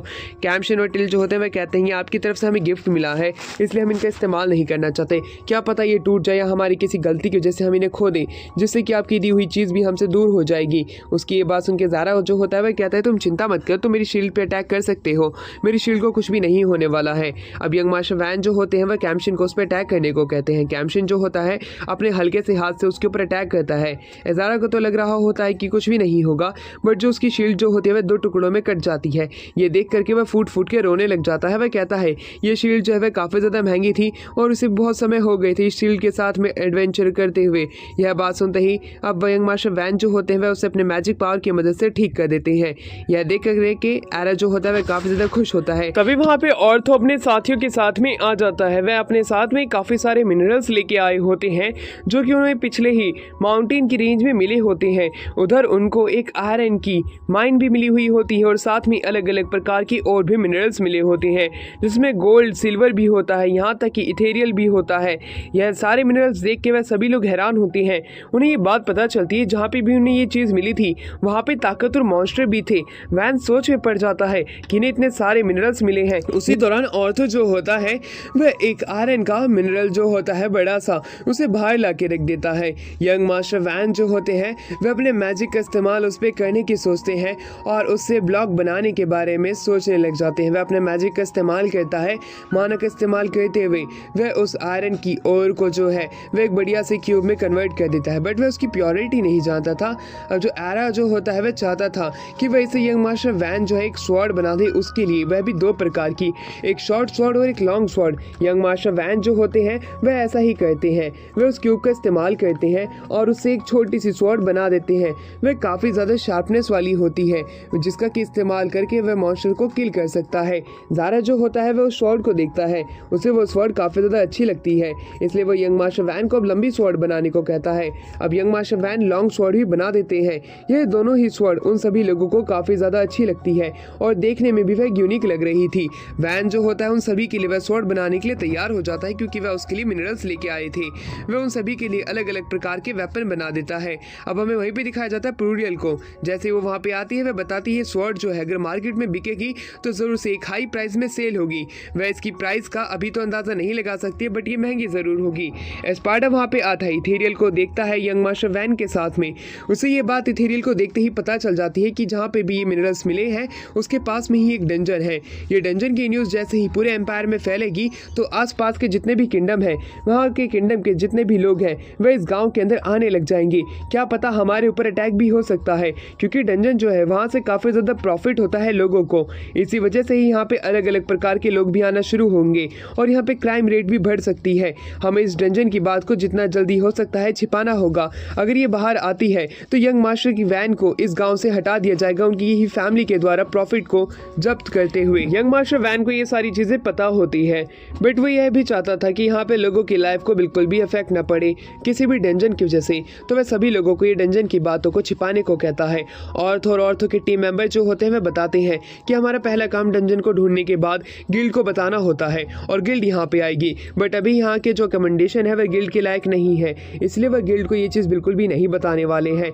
यह बात सुनते ही वैन जो होता है काफ़ी ज़्यादा खुश होता है कि ऑर्थो जो है वह उसकी साइड ले रहा है और गिल्ड को ये चीज़ बताने से इनकार कर रहा है। अब वह गाँव के अंदर घूमने लग जाते हैं। घूमते दौरान वैन यह सोच रहा था कि वह लोगों की लाइफ को कैसे बेटर कर सकता है, बट एक मॉन्स्टर का अटैक उनके ऊपर हो रहा होता है। एक आदमी यह देख लेता है और वह गेट को बंद कर देता है। अब यंग मास्टर वैन जो होते हैं वह सभी लोगों को कहते हैं कि तुम्हारी लाइफ तुम्हारे हाथ में है। अगर तुम खुद को बचाना चाहते हो तो फोर्ट की वॉल पे चढ़ जाओ और अपने सभी चाहने वालों को बचा लो। मैं भी तुम्हारी मदद करने वाला हूँ, मैं भी तुम सभी लोगों को प्रोटेक्ट करूँगा। वैन को दिखाया जाता है, वैन जो है अब वो उनका साथ देना चाहता था। वह ऊपर जा करके यानी कि वॉल्स पे चढ़ करके उनकी पूरी मदद करना चाहता था, बट टिल जो होती है वो वैन को रोक लेती है, कहते हुए कि मास्टर मैं आपको नहीं जाने दे सकती हूँ, आपको नीचे ही रहना पड़ेगा। वैन मान जाता है और वो नीचे से ही उन लोगों को ऑर्डर देगा। वो डी को सारी सिचुएशन बताने को कहता है। डी जो है वह बताता है कि वो 8 फीट से लंबी लिजार्ड्स हैं। इन लिजार्ड्स की तादाद लगभग 40 है। इनके ऊपर बड़ी बड़ी आर्मर्स हैं और इनको मारने के लिए तो हमें एक बड़ी सेना की जरूरत पड़ेगी, जो कि इस समय हमारे पास नहीं है। बट दूसरी तरफ वैन जो होता है वह कहता है जितने भी बलिस्टास हैं उनके ऊपर तुम वो आयरन की जितने भी एरोज हैं उन सभी को चढ़ा दो और उनसे अटैक करो। गार्ड्स को लगता है कि ये तो नामुमकिन है, बट डी जो होता है वह उन सभी को भरोसा दिलाते हुए कहता है कि जैसा कि यंग मास्टर वैन कह रहे हैं हमें वैसा ही करना होगा, मुझे पूरा भरोसा है यंग मास्टर वैन के ऊपर। वैन कहता है कि तुम चिंता मत करो, बस तुम अटैक करो। डी जो होता है इसके लिए तैयार हो जाता है। बलिस्टा के ऊपर वह आयरन की एरोज को चढ़ा देता है और उससे अटैक करता है। बलिस्टा के द्वारा छोड़ी गई जितनी भी एरोज होती हैं जैसे ही वह उन लिजार्ड की लगती हैं वो गायब हो जाती हैं। डी को लगता है कि आखिरकार क्या हुआ, बट जैसे ही उसका ध्यान जाता है वह उन लिजार्ड के अंदर ही घुस जाती हैं और लिजार्ड जो है उनकी जो फिजिकल पावर होती है वह उन्हीं की मदद से आगे आ रही होती हैं, बाकी वो मर चुकी थी। यह देख करके वो काफ़ी ज़्यादा खुश होते हैं। जितनी भी आयरन की एरोज होती हैं वह बलिस्टा के ऊपर चढ़ाते हैं और लिजार्ड के ऊपर दाग देते हैं। जैसे वह उन लिजार्ड के ऊपर लगती हैं वह लिजार्ड धीरे धीरे करके मरना शुरू शुरू हो जाती हैं। वह 10 से भी ज्यादा लिजार्ड्स को अभी तक मार चुके होते हैं, बट धीरे धीरे करके उनके पास जितने भी आयरन की ये एरोज होती हैं जो कि वह बलिस्टा के ऊपर चढ़ा रहे होते हैं, वह खत्म होने लग जाती है। अब उनके पास बस एक एक ही आयरन की एरोज बची होती है हर एक बलिस्टा के ऊपर। वैन जो होता है उन्हें कहता है अभी तुम इनसे अटैक करो, उसके बाद में तुम वुडन की एरोज का भी इस्तेमाल कर सकते हो। यह बात सुनते ही गार्ड हैरान थे कि वुडन की एरो तो उनके ऊपर बिल्कुल भी काम नहीं आएगी क्योंकि आर्मर काफी ज्यादा मोटा है। बट दूसरी ही तरफ डी जो होता है उन सभी को रोकते हुए कहता है मुझे मास्टर वैन पे पूरा भरोसा है। यंग मास्टर वैन ने काफी मिरेकल्स किए हुए हैं, इसलिए हमें उनके ऊपर भरोसा रखना होगा। वह वुडन की एरो भी चढ़ाने को कह देता है। अब वहाँ पे जितने भी गार्ड और गाँव के लोग होते हैं वे वुडन की एरो को चढ़ाते हैं और उससे अटैक करते हैं। वुडन की एरो ने क्या कमाल किया, जितने भी लिजार्ड थे वो सभी एक एक करके मरने लग गए। वह वुडन की एरो इतनी अंदर बड़े ही प्यार से घुस पा रही थी जहाँ पे कि उनके वाइटल ऑर्गन्स होते हैं। वुडन की एरो ने ऐसा कमाल करके दिखाया कि सामने आने वाले जितने भी लिजार्ड्स होते हैं वो एक एक करके मरने लग गए। दूसरी तरफ डी भी काफी ज्यादा खुश होता है कि उन्होंने वुडन की एरो की मदद से जितने भी आर्मर्ड लिजार्ड थे उन सभी को खत्म कर दिया। गांव के सभी लोग खुश होते हैं, यहाँ तक कि वैन भी खुश था। टिल जो होती है वह भी खुश होती है। वहीं दूसरी तरफ हमें बताया जाता है जितने भी एरोज होते हैं उनकी मदद से सारे आर्मर्ड लिजार्ड को मार दिया गया था। अब वो आज की रात को फीस्ट करेंगे। अब वैन जो होता है वो आगे की तरफ जाता है। वो देखता है कि गांव के जितने भी लोग हैं वो औरतों की टीम की मदद से वहाँ पे जितने भी आर्मर्ड लिजार्ड होते हैं उनके मीट को उनकी खाल से अलग कर रहे थे, उनके फैंग्स को अलग किया जा रहा था और यहाँ तक कि उनकी कोर को भी। औरत जो होता है वो अपनी टीम के साथ में लेट आया था, इसलिए वो देख नहीं पाता कि उन्होंने कैसे इतने सारे आर्मर्ड लिजार्ड को मारा था। बट वह काफी ज्यादा खुश होता है कि इन सभी आम लोगों ने इतने सारे आर्मर्ड लिजार्ड को खत्म कर दिया। वहाँ पे वैन इतने सारे मीट के मांस को देख के काफी ज्यादा खुश होता है और रात के समय वो लोग पार्टी करते हैं जहाँ पे कि जितने भी कॉमनर्स होते हैं वो ये देख के काफी ज्यादा खुश होते हैं कि उनके साथ में पहली बार एक नोबल मैन आराम से फीस्ट कर रहा है। ये उनके लिए हैरान कर देने वाली बात है क्योंकि इससे पहले इनके गांव में कोई भी नोबल नहीं था। पर दूसरी तरफ एस्पार्टा जो होता है वो कहता है कि मास्टर आप कॉमनर्स के साथ ज्यादा रह रहे हो। पर टिल कहती है कि मास्टर जो है उन्हें कॉमनर्स के साथ में रहना काफी ज्यादा अच्छा लगता है, इसलिए हमें उन्हें रहने देना चाहिए। वहीं दूसरी तरफ मीट को सेक करके उसमें मसाला लगा के खा रहे होते हैं जिससे कि उन्हें उसका टेस्ट काफी ज्यादा अच्छा लगता है। यह पार्टी काफी साल बाद ऐसी हुई है उनके गांव के अंदर। दूसरी तरफ डी जो होता है वो ऑर्थो और वैन की बातें सुन लेता है जहाँ पे कि ऑर्थो और उसकी पूरी टीम जो होती है वो वैन को शुक्रिया अदा करती है वेपन्स के लिए। तो डी गुस्सा हो जाता है क्योंकि डी को भी वेपन चाहिए था। ऑर्थो की पूरी टीम को वेपन दिया गया है बट डी की टीम को एक भी वेपन नहीं मिला है। ऑर्थो की टीम बताने लग जाती है कि उनकी स्वॉर्ड के अंदर कितनी ज्यादा शार्पनेस आ गई है, मॉन्स्टर को हंट करने में उन्हें जरा सा भी टाइम नहीं लगा और वो काफी ज्यादा खुश हैं इस तरह के वेपन्स को पा करके। यहाँ तक कि मोटू भी जो होता है वह भी वैन की काफी ज्यादा तारीफ करता है। डी जो होता है पीछे खड़ा होकर के यह सारी बातें सुन लेता है। डी वैन से गुस्सा हो जाता है। वो कहता है मास्टर मुझे भी वेपन्स चाहिए, मेरी भी टीम को वेपन्स चाहिए, आपको हमें देना पड़ेगा चाहे कितने भी रुपए क्यों ना लग जाए। जिसके ऊपर वैन कहता है तुम चिंता मत करो, मैं तुम्हारे लिए काफी ज्यादा अच्छे वेपन्स बनाऊंगा, बट तुम सिर्फ मुझे थोड़ा मौका दो, मुझे थोड़ा आराम करने दो, मैं तुमसे वादा करता हूँ कि तुम्हें वेपन्स जरूर से मिल जाएंगे। ये बात सुनते ही डी जो होता है वह खुश हो जाता है। उसे अपने मास्टर पे भरोसा होता है क्योंकि मास्टर उसे जरूर से वेपन बना के दे देंगे। वहीं दूसरी तरफ ऑर्थो जो होता है वो डी की टीम को और चढ़ाने लग जाता है अपने वेपन्स की मदद से।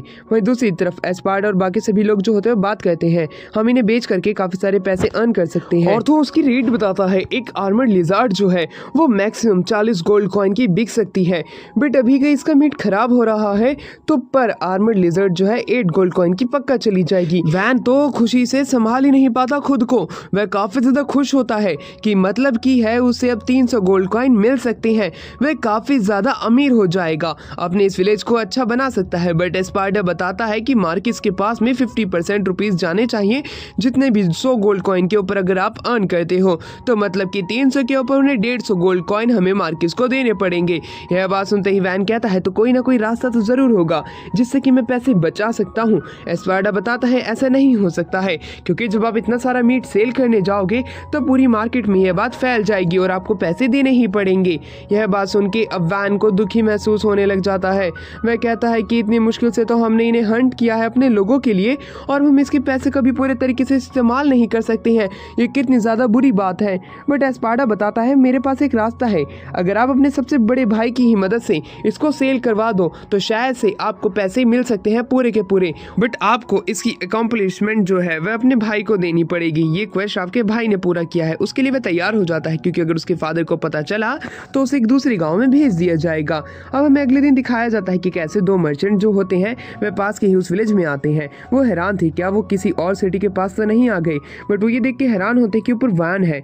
वैन जो है वह फोर्थ प्रिंस है इस मार्किस का। वो ये देख के हैरान होते कि ये यहाँ पे इस विलेज में क्या कर रहा है। वैन उन्हें अपने विलेज के अंदर बुलाता है। वह जैसे ही विलेज के अंदर जाते हैं वे ये देख के हैरान हो जाते हैं कि इतने बड़े से फोर्ट के अंदर एक छोटा सा विलेज है। दूसरी तरफ से संभालने वाला और कोई नहीं बल्कि मार्किस का सबसे छोटा बेटा है। स्टोरेज रूम के अंदर उन्हें काफी सारे आर्मर्ड लिजार्ड्स देखने को मिलते हैं। आर्मर्ड लिजार्ड्स जो है वह काफी ज्यादा स्टॉक में होती है। इसी वजह से मर्चेंट हैरान होते हैं कि इतने से छोटे विलेज के पास में इतना सारे आर्मर्ड लिजार्ड का स्टॉक पड़ा हुआ है। वह वैन जो होता है उन्हें कहता है कि ये सारी चीजें मैं तुम्हें बेचना चाहता हूँ, जिसके लिए वह दोनों मर्चेंट मान जाते हैं, बट उन्हें थोड़ा समय लगेगा। वह कहते हैं कि हमारे पास अभी इतने आदमी नहीं है, इसलिए हमें आदमी को बुलवाना पड़ेगा। वैन इसके लिए तैयार होता है। वहीं वैन जो है उन्हें थोड़ा सा मीट खुद के साथ भी ले जाने के लिए कहता है, क्योंकि उनके पास तो यहाँ पे ये रखा रखा खराब ही हो जाएगा। बट दूसरी तरफ वह उन्हें कुछ और भी सेल करना चाहता था। वो उन्हें कहता है क्या तुम स्वॉर्ड्स में इंटरेस्टेड हो, और वह उन्हें अपनी स्वॉर्ड्स दिखाने के लिए लेके जाता है। वह उनके सामने स्वॉर्ड का काफी सारा स्टॉक पटक देता है। वह जितने भी स्वॉर्ड्स होती हैं या वेपन्स होते हैं वह काफी ज्यादा उन्हें अच्छे लगते हैं, उनकी क्वालिटी काफी ज्यादा अच्छी होती है। अब वो दोनों मर्चेंट अपना दिमाग लगाते हैं। वे चाहते थे कि वे वैन से सारे का सारा स्टॉक खरीद ले और पूरी तरीके से मोनोपोलाइज कर ले इन वेपन्स को। बट वैन अपना अच्छा दिमाग लगाता है और वो कहता है कि मैं तुम्हें ये सारी स्वॉर्ड नहीं देने वाला हूँ, बस तुम्हें इन्हें फेमस करना है जिससे कि लोग आके मुझसे डायरेक्ट परचेज करें।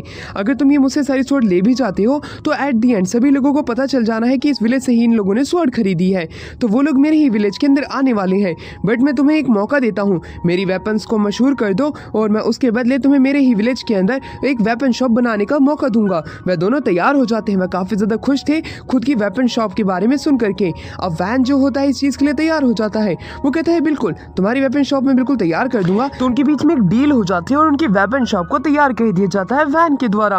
वे दोनों लोग हैरान होते हैं। जिस वेपन शॉप को खोलने का सपना उनका बहुत पुराना था वो चुटकियों में करके दिखा दिया वैन ने मर्चेंट से तो डील कर ली होती है। उसके पास बचे थे बाकी के काम। वह अपने ऑफिस में बैठ के सोच रहा होता है कि मुझे अपने अब इस फोर्ट को किस प्रकार से और भी एडवांस करना चाहिए। मुझे क्या इसके आसपास में क्या और भी वॉल्स लगानी चाहिए या कैसल को किस शेप में रखना चाहिए। एस्पार्डा बताता है कि स्क्वायर जो शेप है वह काफी ज्यादा कॉमन है, इसी वजह से अब वैन जो होता है वह कहता है मैं इसे स्टार के रूप में रखना चाहता हूँ, स्टार की शेप में। ये बात सुनते ही एस्पार्डा हैरान होता है कि इसके पीछे वजह क्या हो सकती है। स्टार की शेप तो आज तक किसी भी कैसल की उन्होंने नहीं सुनी हुई होती है।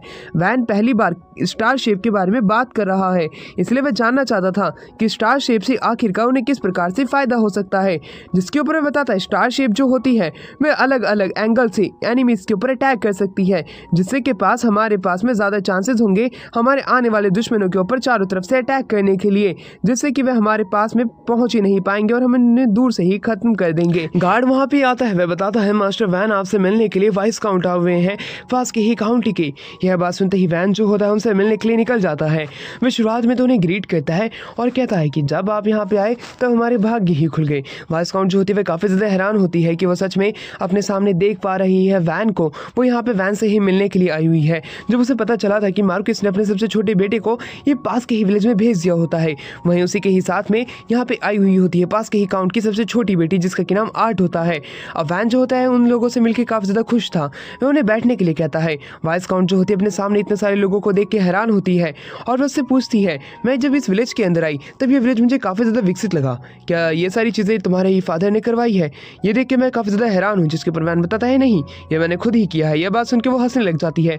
वह कहती है एक विलेज जो कि इतनी जल्दी एक फोर्ट में बदल गया मैं यकीन ही नहीं कर सकती हूँ। मुझे पक्का भरोसा है कि तुम्हारे फादर ने तुम्हारे साथ में काफी सारे आदमियों को भेजा होगा, लगभग 5000 लोगों को, तभी तुम इस तरह के विलेज को डेवलप कर पाए हो। जिसके ऊपर वैन साफ साफ इनकार कर देता है। ये कहता है ये सिर्फ मेरी पावर का ही नतीजा है। बट दूसरी तरफ वो वाइस काउंट जो होती है वह कहती है तुम्हारे फादर ने तुम्हें इस विलेज में इसलिए ही भेजा है क्योंकि तुम्हारे पास में कोई ऐसी ताकत नहीं है जिससे कि तुम अपने फादर को इम्प्रेस कर सकते थे।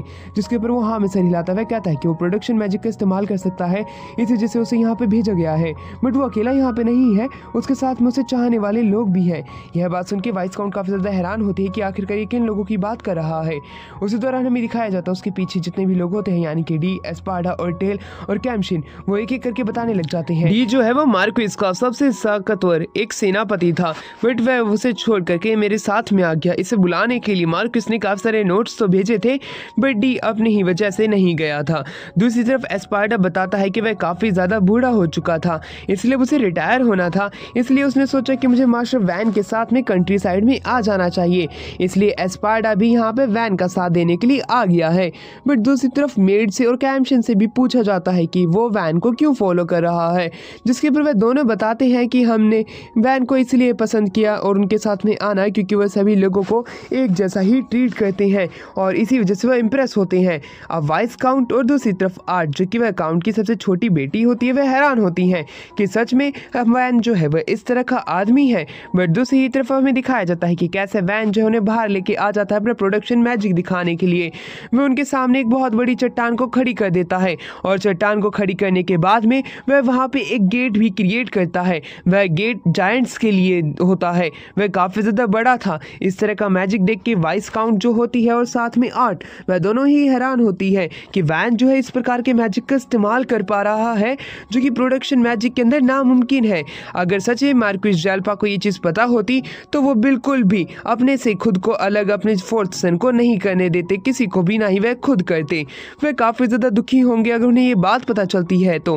वहीं दूसरी तरफ वाइस काउंट और आर्ट जो होती है वह दोनों यहाँ पे इससे अपने रिलेशन बनाने के लिए आई हुई होती हैं। वे बताते हैं कि वह आर्ट की शादी वैन से करवाना चाहते हैं। वैन जो होता है इसके लिए साफ साफ इनकार कर देता है। वह कहता है कि अभी उसकी एज नहीं हुई है शादी की, इसलिए वो इस चीज़ के लिए इनकार करता है। बट वाइस काउंट जो होती है वह उसे बताती है कि आर्ट के पास भी इतना ज़्यादा कोई अच्छा मैजिक नहीं है, इसलिए उसे भी अपनी फैमिली से एक तरीके से आउटकास्ट कर दिया गया है। इसी वजह से वह चाहती है कि आर्ट जो है वह इन्हीं के ही साथ में रह सके। अब दूसरी तरफ वैन को इस चीज़ से कोई दिक्कत नहीं होती, वह तैयार हो जाता है, यहाँ पे वह रह सकती है। अब वाइस काउंट जो होती है वह तारीफ करती है वैन की, उसे बताती है कि उसका टैलेंट अनमैच्ड है। वाइस विस्कॉन्ट की इस तरह की तारीफ सुनकर के वह काफी ज्यादा खुश होता है क्योंकि वाइस विस्कॉन्ट जो है एक नाइट से वाइस विस्कॉन्ट बनी है। वहीं दूसरी तरफ वह उनके लिए रहने के लिए एक कमरा जो है उसी समय क्रिएट कर देता है अपने मैजिक की मदद से। यह देख करके वह दोनों काफी ज्यादा हैरान होती हैं। बट अब रात हो चुकी थी, वह लोग एक साथ बैठ करके डिनर करते हैं जहाँ पे कि आर्ट और वैन की थोड़ी बहुत बात चलती है और वहीं आर्ट जो है वह उसे कहती है हमें धन्यवाद, आपने मुझे यहाँ पे रहने की इजाज़त दी। और वह वहाँ से जाने लग जाती है। वैन जो होता है वह ये देख के हैरान था कि आर्ट इतनी सी छोटी उम्र में वह भी इतनी ज़्यादा मैच्योर है कि वो अपने से बड़ों को थैंक्स कर सकती है। एस्पार्टा जो होता है वह मास्टर से कहता है कि अब हमें जल्द से जल्द स्ट्रैटेजी बनानी पड़ेगी और पैसे कलेक्ट करने पड़ेंगे। वाइस काउंट और आर्ट के बारे में भी हमें वैन को दिखाया जाता है। टेल और कैम्शन जो है वो वैन को उठाने के लिए आए हुए होते हैं क्योंकि लेक के पास में डी और स्पार्टा पहले ही पहुंच चुके हैं और जल्द से जल्द अभी के टाइम पर वैन को भी वहां पे पहुंचना पड़ेगा क्योंकि वहां पे हमें कुछ अजीब से ही क्रिएचर देखने को मिले हैं जो कि लेक के पास में है। यह बात सुनते ही अब वैन जो होता है वह जल्दी से कपड़े पहनता है और निकल जाता है। उसी दौरान रास्ते में चलते हुए उसे पता चलता है कि लेक का नाम जो है वो वैन के नाम पे ही पड़ा है, तो उसे वैन लेक वो लोग कहते हैं, विलेज के सारे ही लोग। यह बात सुन के वैन को काफी ज्यादा अच्छा लगता है। वो लेक के पास में पहुंच जाते हैं। वो देखता है कि यहाँ पे तो काफी सारी भीड़ है और वहीं डी जो है वह आगे की तरफ इशारा करता है।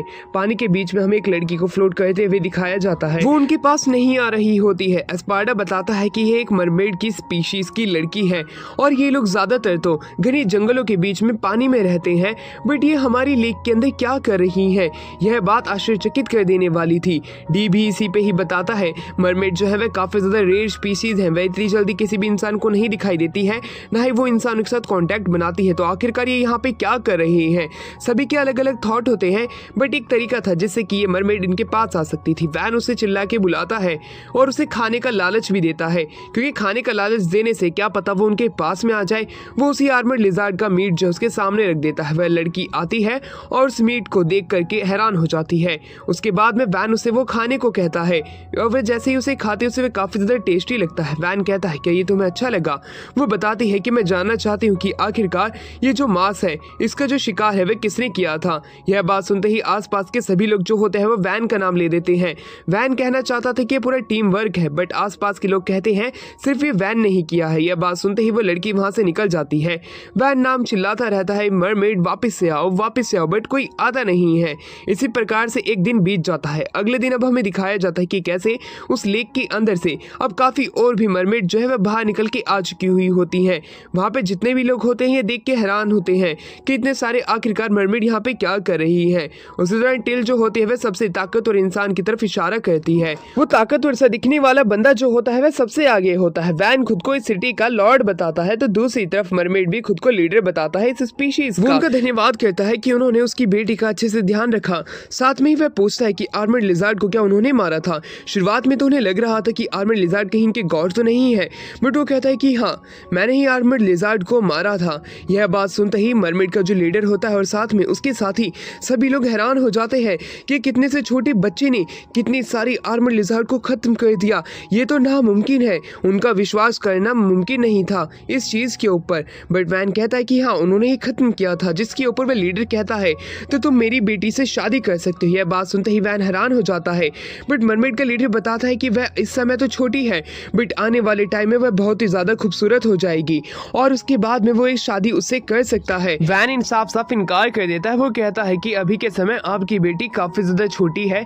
और मैं उससे शादी नहीं कर सकता हूँ। हमें उसके ओपिनियन को भी मद्देनजर रखना चाहिए और उसे बड़े होने देने का इंतजार करना चाहिए और वो अपनी मनपसंद के आदमी से शादी कर सकती है।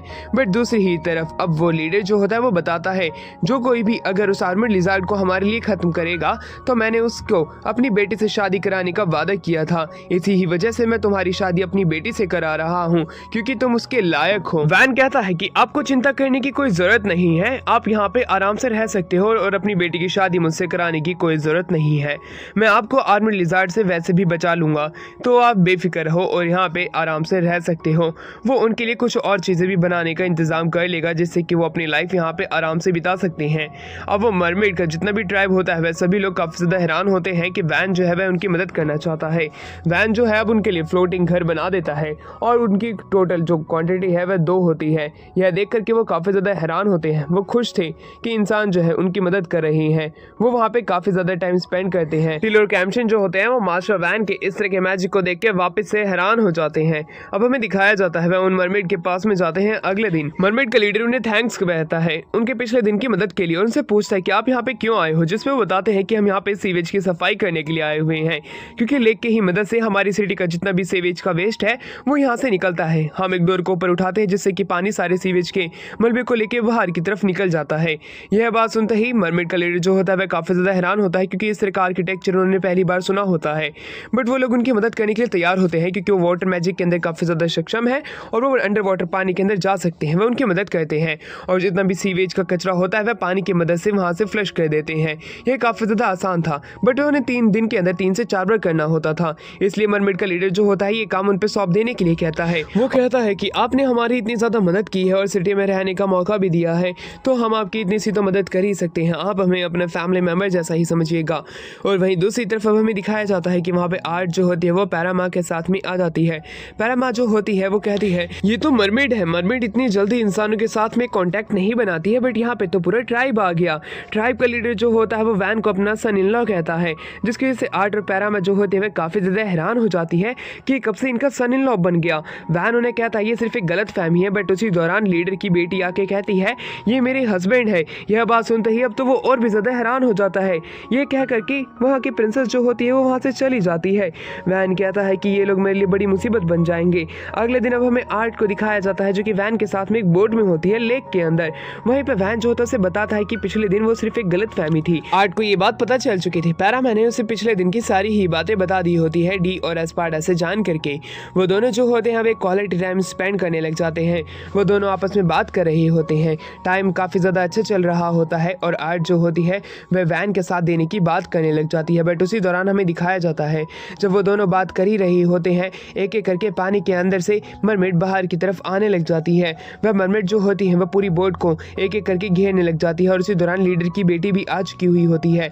लीडर की बेटी अपने हस्बैंड के साथ में बैठी लड़की को कहती है कि तुम मेरे हस्बैंड से बात मत करो, ये मेरे हस्बैंड है, तुम्हें इतनी बात पता नहीं है। वैन जो होता है मरमेड की प्रिंसेस को समझाने की कोशिश करता है कि वो उसका हस्बैंड नहीं है, उसके फादर को उसने पहले ही मना कर दिया है। बट जितनी भी बाकी की मरमेड होती हैं वह अब उन दोनों को परेशान करने लग जाती हैं, उनकी बोट को हिलाने लग जाती हैं। उसी दौरान आर्ट जो होती है वो वैन के कंधे पे गिरती है। ये देख करके प्रिंसेस जो होती है वह काफी ज्यादा बुरा मान जाती है और वो कहती है आर्ट से कि मेरे हस्बैंड से दूर हट जाओ, तुम इसके साथ में इतना मत चिपको। जिसके ऊपर वैन कहता है कि तुम चुप भी हो जाओ, तुम कितना ज्यादा परेशान करती हो। यह बात सुनते ही प्रिंसेस जो होती है वह काफी ज्यादा बुरा मान जाती है और वो वहां से निकल जाती है। वो जैसे ही वहां से निकलती जाती है। सारी की सारी मरमेड जो थी, जो कि प्रिंसेस के साथ में थी, वह उसकी बोट को हिलाने लग जाती है, उन्हें परेशान करने लगती है। बट जो वैन जो होता है उन्हें कहता है कि मैं तुम्हें लिजार्ड का मीट दूंगा। उसके बावजूद भी वो लोग उन्हें परेशान करना नहीं छोड़ती हैं। कुछ समय बाद हमें दिखाया जाता है कि मरमेड का लीडर आता है और वो कहता है कि आखिरकार आपने मेरी बेटी को परेशान क्यों किया सन इन लॉ वर्ड जैसे ही वैन सुनता है उसे अब उसके ऊपर भी गुस्सा आने लग जाता है। वो कहता है मैंने पहले ही इनकार कर दिया था कि मैंने तुम्हारी बेटी से अभी तक शादी नहीं की है, तो तुम मुझे सन इन लॉ मत बोलो। जिसके ऊपर अब मरमेड का लीडर जो होता है वो कहता है तो हम अब एक कॉम्पिटिशन करने वाले हैं, अगर कॉम्पिटिशन तुम हार जाते हो तो तुम मेरे सन इन लॉ बनोगे, अगर तुम जीत जाते हो तुम नहीं बनोगे। वैन इस चैलेंज को एक्सेप्ट नहीं करना चाहता था, बट डी वहां पे जल्दी से आता है और इस चैलेंज को एक्सेप्ट कर लेता है। एस्पार्टा भी कहता है कि इतनी जल्दी रॉयल्टी हार नहीं मान सकते हैं, हमें इनके इस चैलेंज को एक्सेप्ट करना ही पड़ेगा। वहीं पे पैरामा भी आ जाती है। पैरामा नहीं चाहती थी कि इतनी जल्दी वैन की शादी किसी मरमेड से हो, इसलिए वो भी इस कंपटीशन को एक्सेप्ट करना चाहती थी। टिल और कैम्शन भी वहां पे आ जाते हैं, वो भी इस कंपटीशन को एक्सेप्ट कर लेते हैं। अब चैलेंज को तो एक्सेप्ट कर लिया जाता है, वो कुछ कर भी नहीं सकता था क्योंकि उसके सारे साथी ही यह करना चाहते थे।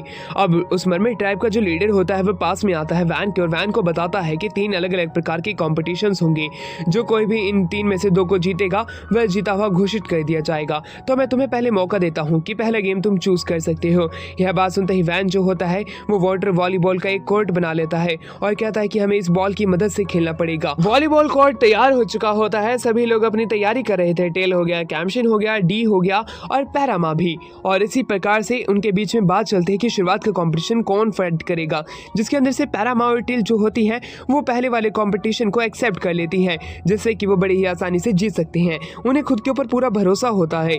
वहीं डी और कैम्शन जो होता है वो सेकंड राउंड के अंदर जाएंगे। यह बात सुनते ही वे तैयार हो जाते हैं और वहीं पे वैन जो होता है उन्हें कहता है कि तुम्हें जीत के ही वापस लौटना है।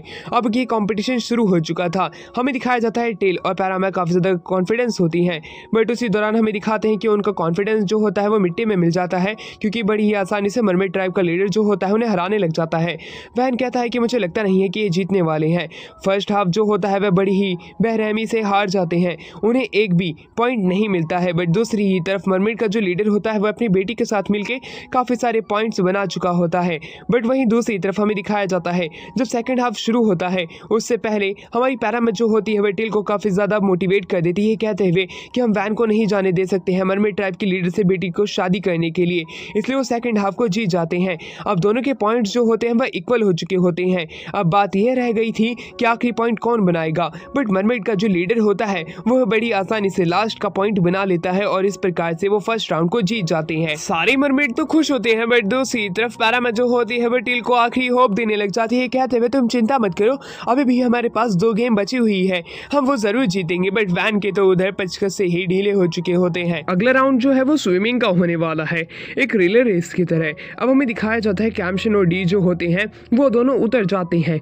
उन दोनों को एक दूसरे पे भरोसा है कि वो जरूर से वैन को जिता सकते हैं। वैन देखता है कि इनमें कॉन्फिडेंस काफी ज्यादा है, ये टेल और पैरामा की तरह हार ना जाए, उसके बावजूद भी इन्हें भेजने के लिए तैयार हो जाता है। प्रिंसेस जो होती है मरमेड की वो कैम्शन से इसके लिए चैलेंज करती है। वह दोनों स्विम करना शुरू करते हैं, जहाँ पे कि प्रिंसेस जो है वो बड़ी आसानी से कैम्शन से आगे निकल जाती है। बट कैम्शन भी हार नहीं मानता, वो अपनी पूरी कोशिश कर रहा होता है। अब प्रिंसेस जो है अंडर वाटर जाती है और जीत जाती है। बट दूसरी तरफ हमें दिखाते हैं डी की बारी आ चुकी हुई होती है। डी जो है वो अपनी बटरफ्लाई मूवमेंट का इस्तेमाल करता है, जिसके अंदर वो अपनी सारी मसल्स का इस्तेमाल करते हुए बड़ी तेजी से आगे जा रहा था और वो मरमेड के लीडर तक को हरा देता है। इस स्विमिंग चैलेंज के अंदर जैसे ही डी जीत जाता है तब हमें दिखाया जाता है डी जीत करके बाहर की तरफ आने लग जाता है, बट उसकी अंडरवियर जो है उसकी स्पीड की ही वजह से उसी ही पानी में छूट गई थी, इसलिए तलवारों से उसे ढका जाता है। अब दूसरी तरफ वैन जो था 1 राउंड जीत चुका था, 1 राउंड मरमेड का ट्राइब लीडर जीत चुका था। ट्राइब लीडर कहता है अब तीसरे गेम की बारी है, तुम वो गेम चूज कर सकते हो, मैं तुम्हें एक और बार मौका देता हूँ। जिसके ऊपर वो गोला खाने वाली गेम को बना देता है, जिसके अंदर वह 4 बाउल बनाता है और वो गोला बनाता है।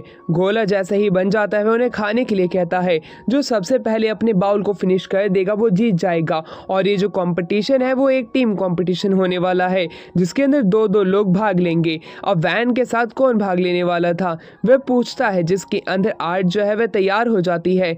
आर्ट चाहती थी कि वो वैन की मदद करे और आर्ट को हाथ खड़ा हुआ करते हुए देख के वैन भी खुश था। वो दोनों अब शुरू हो जाते हैं। पैनारामा अभी भी मौका देती है आर्ट को ये कहते हुए कि तुम अभी भी इस जगह चेंज कर सकती हो, बट आर्ट कहती है कि मैं वैन की मदद करना चाहती हूँ इस कंपटीशन को जीतने में। वो उन आइस यानी कि गोले को खाना शुरू कर देते हैं। गोला जैसे ही वो खा रहे होते हैं उनका जो ब्रेन है वो फ्रीज होने लग जाता है।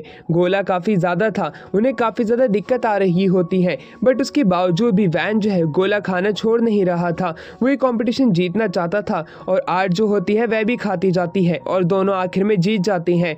मरमिट ट्राइब का लीडर जो होता है वो कहता है मैं काफ़ी ज़्यादा खुश हूँ कि वैन जो है कॉम्पिटिशन जीत चुका है। मैं यही चाहता था कि मेरा जो सन इन लॉ है वो कमज़ोर ना बने और मुझसे हारे ना। तुम मुझसे जीत गए हो, इसका मतलब है कि तुम मेरा सन इन लॉ बनना डिजर्व करते हो। उसकी ये बात सुन के वो हैरान होता है।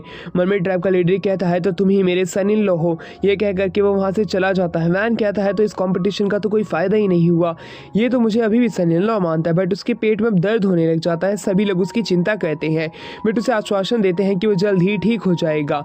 अब आर्ट जो होती है ये देख करके काफ़ी ज़्यादा खुश होती है और कहती है कि मैं भी कब इसके लिए इतनी लॉयल बनूंगी और ये मेरी कब इतनी चिंता करेगा। अब हमें दिखाते हैं आर्ट का पास जहाँ पे कि उसके फादर जो है अपनी कंट्री को लेके इतने ज़्यादा बिजी हो जाते हैं कि वो उसके ऊपर ध्यान देना ही बंद कर देते हैं। उसकी मदर जो है उसे नैनी के पास में छोड़ देती है। उसके पास में मैजिक अच्छा नहीं था, उसके पास में पपेट्री मैजिक था जिसकी मदद से वो इधर से उधर डॉल को जो है वो मूव करा सकती थी। बट इस प्रकार का मैजिक जो है नोबल लोगों के बीच में सबसे ज़्यादा इविल मैजिक माना जाता है, इसलिए उसकी मदर जो है अब उसे और भी ज़्यादा नापसंद करने लगी थी और उसे थप्पड़ भी मारती है। आर्ट के जो फादर है उसे अब एक ऐसे नेमलेस विलेज के लीडर से शादी करने के लिए भेज देते हैं जिसे तक तो वो खुद भी नहीं जानते थे।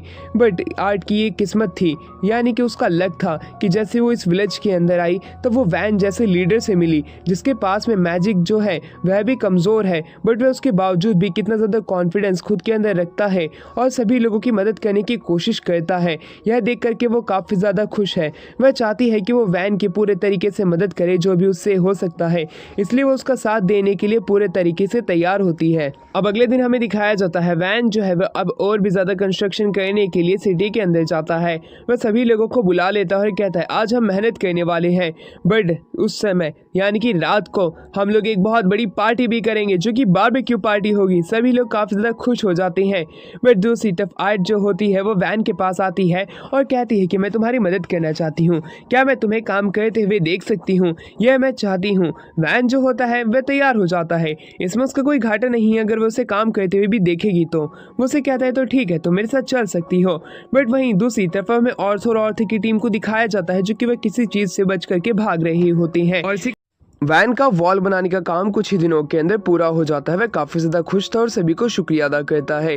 वह दूसरी तरफ पैनोरामा जो होती है इस तरीके की वॉल को देख करके हैरान होती है कि आखिरकार उसने स्टार शेप की क्यों बनाई, जिसके ऊपर वो बताता है कि आने वाले टाइम के अंदर उसकी सिटी एक्सपैंड करेगी और यहाँ पे मर्चेंट लोग भी आएंगे तो उनके रहने की जगह है ये। वो उसे सच नहीं बता सकता था कि डिफेंसिव लाइन की तरफ वर्क करने वाली है। अब दूसरी तरफ पैनोरामा जो होती है वो ये बात करती है कि मेरा भी एक सपना था, पैसे की जगह मेरे पास भी खुद का लैंड होता, बट अब आगे चल के कोई भी युद्ध होगा और अगर मैं उसे जीतती हूँ तो मैं राजा से अपने खुद के एक लैंड के लिए दरख्वास्त करूंगी।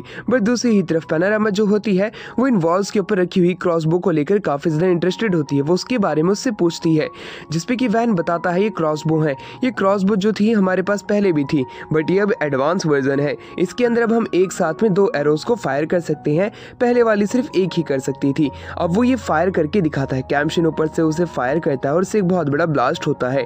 यह देख करके पैनोरामा काफी ज्यादा खुश हो जाती है और जब उसे ये बात पता चलती है कि इन एरोज की मदद से इन्होंने आर्मर्ड लिजार्ड को भी खत्म किया हुआ है तब वो और भी ज्यादा हैरान हो जाते हैं। अब पैनोरामा जो होती है वह चाहती थी कि वो एक क्रॉसबो जो है अपने साथ लेकर के जाए अपनी ही खुद की काउंट की सिटी के अंदर, बट दूसरी तरफ वैन ये साफ साफ इनकार कर देता है कि वो इन्हें बेचना नहीं चाहता है। जिसकी बात सुनते ही अब पैनोरामा जो होती है वो उसे एक चांस देती है कि वो उसके ऊपर एक फेवर जो है वो ऑन कर सकता है अगर वो उसे वो एक क्रॉसबो देता है तो। वैन तैयार हो जाता है, कौन नहीं चाहेगा एक विस्काउंट के फेवर को पाने के लिए।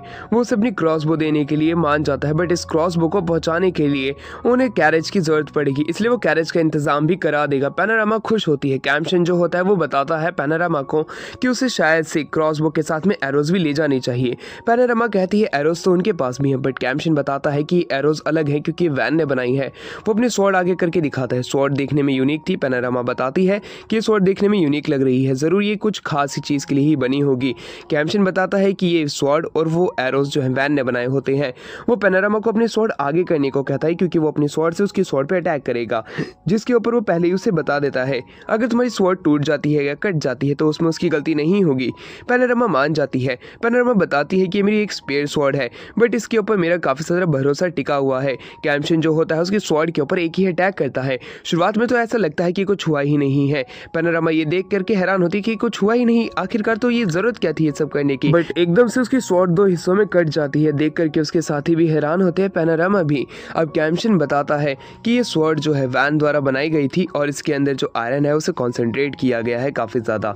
अब दूसरी तरफ पैनोरामा जो होती है ये बात कंफर्म करने के लिए वैन से पूछती क्या सच में उसने ये स्वॉर्ड बनाई थी, जिसमें कि वैन बताता है हाँ उसी ने ही बनाई थी। यहाँ तक कि वो जो एरोज को भी देख रही है वो भी इसी के ही द्वारा बनाई गई है क्रॉसबो के साथ में। यह बात सुनते ही पैनोरामा काफ़ी ज़्यादा हैरान होती है कि वैन जो है स्वॉर्ड भी बना सकता है। अब वो एरोज को भी ले जाना चाहती है। अब एरोज को पा करके वो काफ़ी ज़्यादा खुश थी, इसलिए वो कैम्शन की तरफ आगे बढ़ती है और उसे रिवॉर्ड देने का वादा करती है, क्योंकि अगर कैम्शन उसे एरोज के बारे में नहीं बताता तो शायद से वो बस क्रॉसबो को ही ले जा पाती और एरो जैसी रेयर चीज़ उससे पीछे छूट जाती। अब हमारा सीन यहाँ से शिफ्ट होता है। ऑर्थो का ग्रुप जो होता है जंगल से भागते हुए आ रहा था। वैन की पूरी टीम ये देख करके हैरान होती है कि वो आखिरकार ऐसा कर क्या रही हैं। वो सभी को बताते हैं कि उसके पीछे ड्रैगन है। ड्रैगन को देख करके वो सभी लोग घबरा जाते हैं, जो कि एक फॉरेस्ट ड्रैगन होता है जिसे कि मिड ड्रैगन भी कहा जाता है। इसके पास में कोई ब्रीथिंग स्टाइल नहीं होता है, उसके बावजूद भी एक ताकतवर ड्रैगन है जो कि सिटीज़ को और विलेजेस को एक ही बार में ख़त्म करने की ताकत रखता है। पैनोरामा जो होती है वह सभी को पीछे हट जाने के लिए कहती है। ऑर्थो का ग्रुप भागते हुए आ रहा होता है।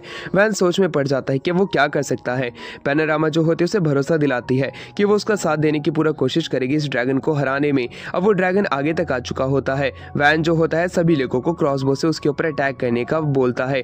जैसे ही वो क्रॉसबो को लोड कर लेते हैं और उस पर अटैक करने के लिए तैयार होते हैं, पैनोरामा सभी को बताती है कि हमें आने वाले एडवेंचर ग्रुप के ऊपर अटैक नहीं करना है, इसलिए अटैक करने वाले लोगों को ध्यान से अटैक करना होगा। वैन जो होता है आर्ट के पास जाकर उससे माफ़ी मांगता है कि उसकी सिटी के अंदर जब वो आई है तो अब उसकी जान खतरे में पड़ चुकी है। अब वो फिर भी अपनी पूरी कोशिश करेगा उसे सही सलामत रखने के लिए। पैनोरामा जो होती है देख करके हैरान थी। आर्ट भी हैरान हो जाती है कि वैन उसकी फिक्र कर रहा है। वैन टिल से कहता है कि तुम इसे अंदर लेके जाओ और इसका ध्यान रखो, फाइट ओवर होने के बाद मैं तुम सभी को बुला लूंगा। ऑर्थो की टीम अपनी जान बचा के भाग रही होती है, पर उसके ऊपर वो नाइफ भी फेंकने की कोशिश करते हैं, पर ड्रैगन पे कुछ फर्क नहीं पड़ता। उन्हें लगने लग जाता है कि अब तो उनकी जान जाने ही वाली है। क्या सिटी के लोग यानी कि उनके सामने वैन क्या अपने दरवाजे खोल के रखेगा? उनके आने तक क्या वो इंतजार करेगा? वहीं दूसरी तरफ वैन जो होता है वो अपने स्वॉर्ड को ऊपर करता है। ऑर्थो बताता है कि हम इसका ध्यान भटकाने की कोशिश करेंगे और तुम एरोस से इसके ऊपर अटैक करना। बट तभी ऑर्थो का एक साथी पीछे की तरफ छूट जाता है। उसे छूटते हुआ देख करके वो सभी लोग भागना बंद कर देते हैं और वहीं दूसरी तरफ वो साथी उन्हें भागने को ही कहता है। अब वो ड्रैगन का उनमें से एक ध्यान भटकाता है, जो कि और कोई नहीं मोटा भाई होते हैं, जिससे कि वो अपने पहले वाले बंदे को सेव कर सके। मोटा भाई जो होता है अब वो एक डिकॉय बन चुका था। वैन जो होता है वो सोच में पड़ जाता है कि ऑर्थो की पूरी टीम एक दूसरे का साथ किस प्रकार से देती है। वो इन सभी को बचाना चाहता है क्योंकि ये काफ़ी ज़्यादा लॉयल है। वहीं ड्रैगन जो होता है वो मोटा भाई के पीछे पड़ जाता है। मोटा भाई यही सोच रहा होता है क्या सच में क्या वैन मुझे बचा भी पाएगा या मैं इस ड्रैगन का खाना बन जाऊंगा? मुझे तो अभी बहुत कुछ करना है, अभी तो मुझे एक एस रैंक का एडवेंचरर भी बनना है, बट अगर ये लोग मुझे नहीं बचा पाए तो मैं मर जाऊंगा।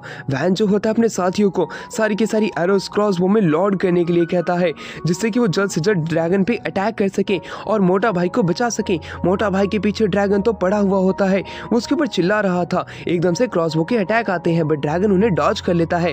पैनोरामा कहती है कि अब वक्त आ चुका है, शायद से मुझे ही बीच में आना होगा। वैन जो होता है ये बात सुनकर के हैरान होता है, बट उसे पता है कि विस्कॉन्ट ये है जो कि पैनोरामा है। पैनोरामा जरूर से ड्रैगन को हराने का दम भी रख सकती है, क्योंकि इतनी सी एज में एक विस्कॉन्ट बन चुकी है। पैनोरामा जो होती है अपने मैजिक का इस्तेमाल करती है, हाथ को ऊपर करती है, फायर का एक बहुत बड़ा जैवलिन बना लेती है और उससे वो उस ड्रैगन के ऊपर अटैक करती है। ड्रैगन के ऊपर जैसे ही वो अटैक लगता है, ड्रैगन दूर जाके गिरता है।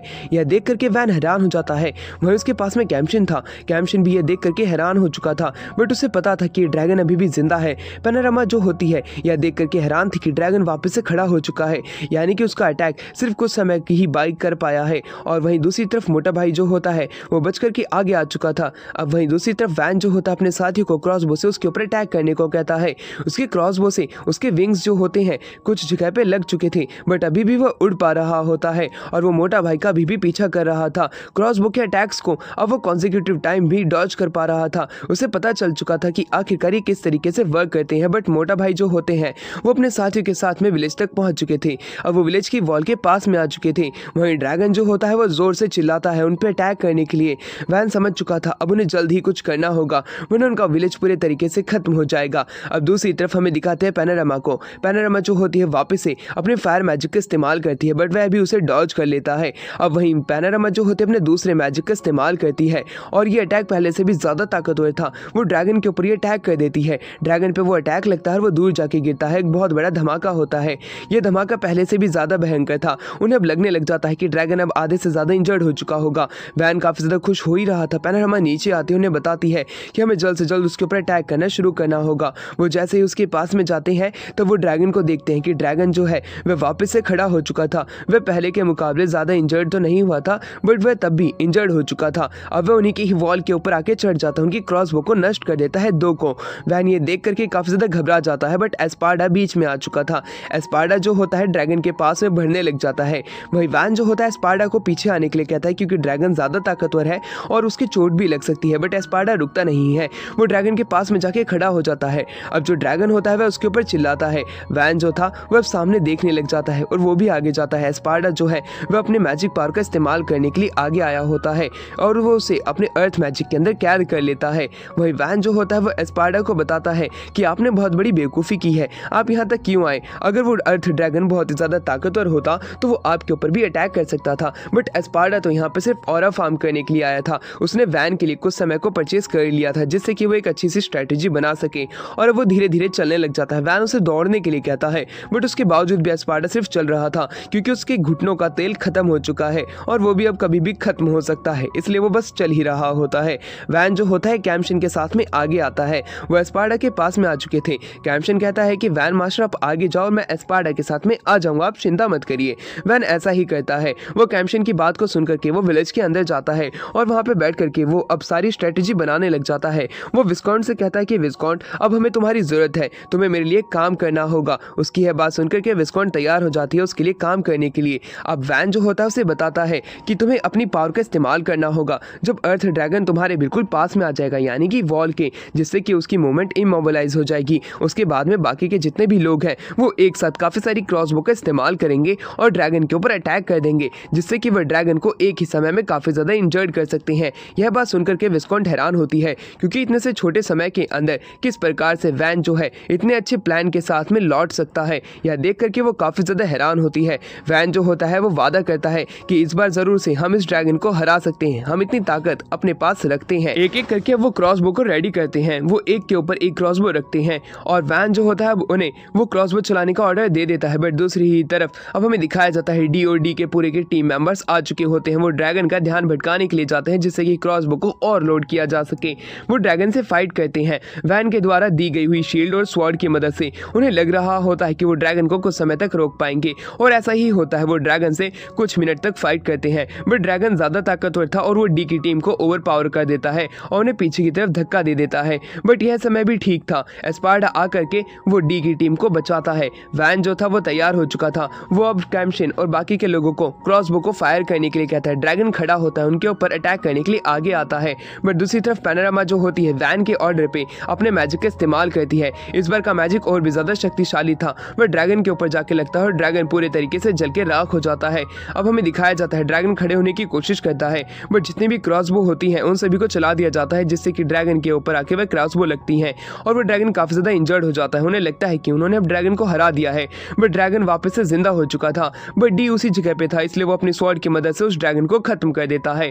उन्होंने अपने विलेज के सामने आने वाली सबसे बड़ी प्रॉब्लम एक क्लैमिटी लेवल की सॉल्व कर ली हुई होती है। यह देख करके पैनोरामा और बाकी के लोग सभी खुश होते हैं। पैनोरामा आर्ट के साथ में नीचे आती है और उसे बताती है कि ड्रैगन खत्म हो चुका है, इन्होंने एक बहुत अच्छा काम किया है। जो कोई भी ड्रैगन को मारता है वो ड्रैगन स्लेयर का टाइटल को हेल्ड कर सकता है। ये जो मिड लेवल के फॉरेस्ट ड्रैगन होते हैं ये इतने ज़्यादा ताकतवर होते हैं कि इनके सामने बड़ी बड़ी सिटी भी नहीं टिक पाती है। बट वो ये देख करके काफ़ी ज़्यादा हैरान है कि वैन की पूरी टीम ने इस ड्रैगन को हरा दिया है। अगर वो यहाँ पे नहीं भी होती तो अभी इनकी टीम के अंदर इतने ज़्यादा ताकतवर प्लेयर्स हैं यानी कि मेंबर्स हैं जो कि इस ड्रैगन को मारने की हिम्मत रखते हैं। इस बात से वो काफ़ी ज़्यादा खुश है और उसके पास में ऐसी क्रॉसबो है जिसकी मदद से वो बड़ी बड़ी आर्मर्ड लिजार्ड को भी खत्म कर सकता है। वह काफ़ी ज़्यादा खुश होती है। उन्होंने ड्रैगन के ऊपर बहुत ही ज़्यादा अच्छा खासा डैमेज डैमेज दिया होता है अपनी क्रॉसबो की मदद से। क्रॉसबो ने इनकी टीम के अंदर काफ़ी ज़्यादा अच्छा काम किया होता है।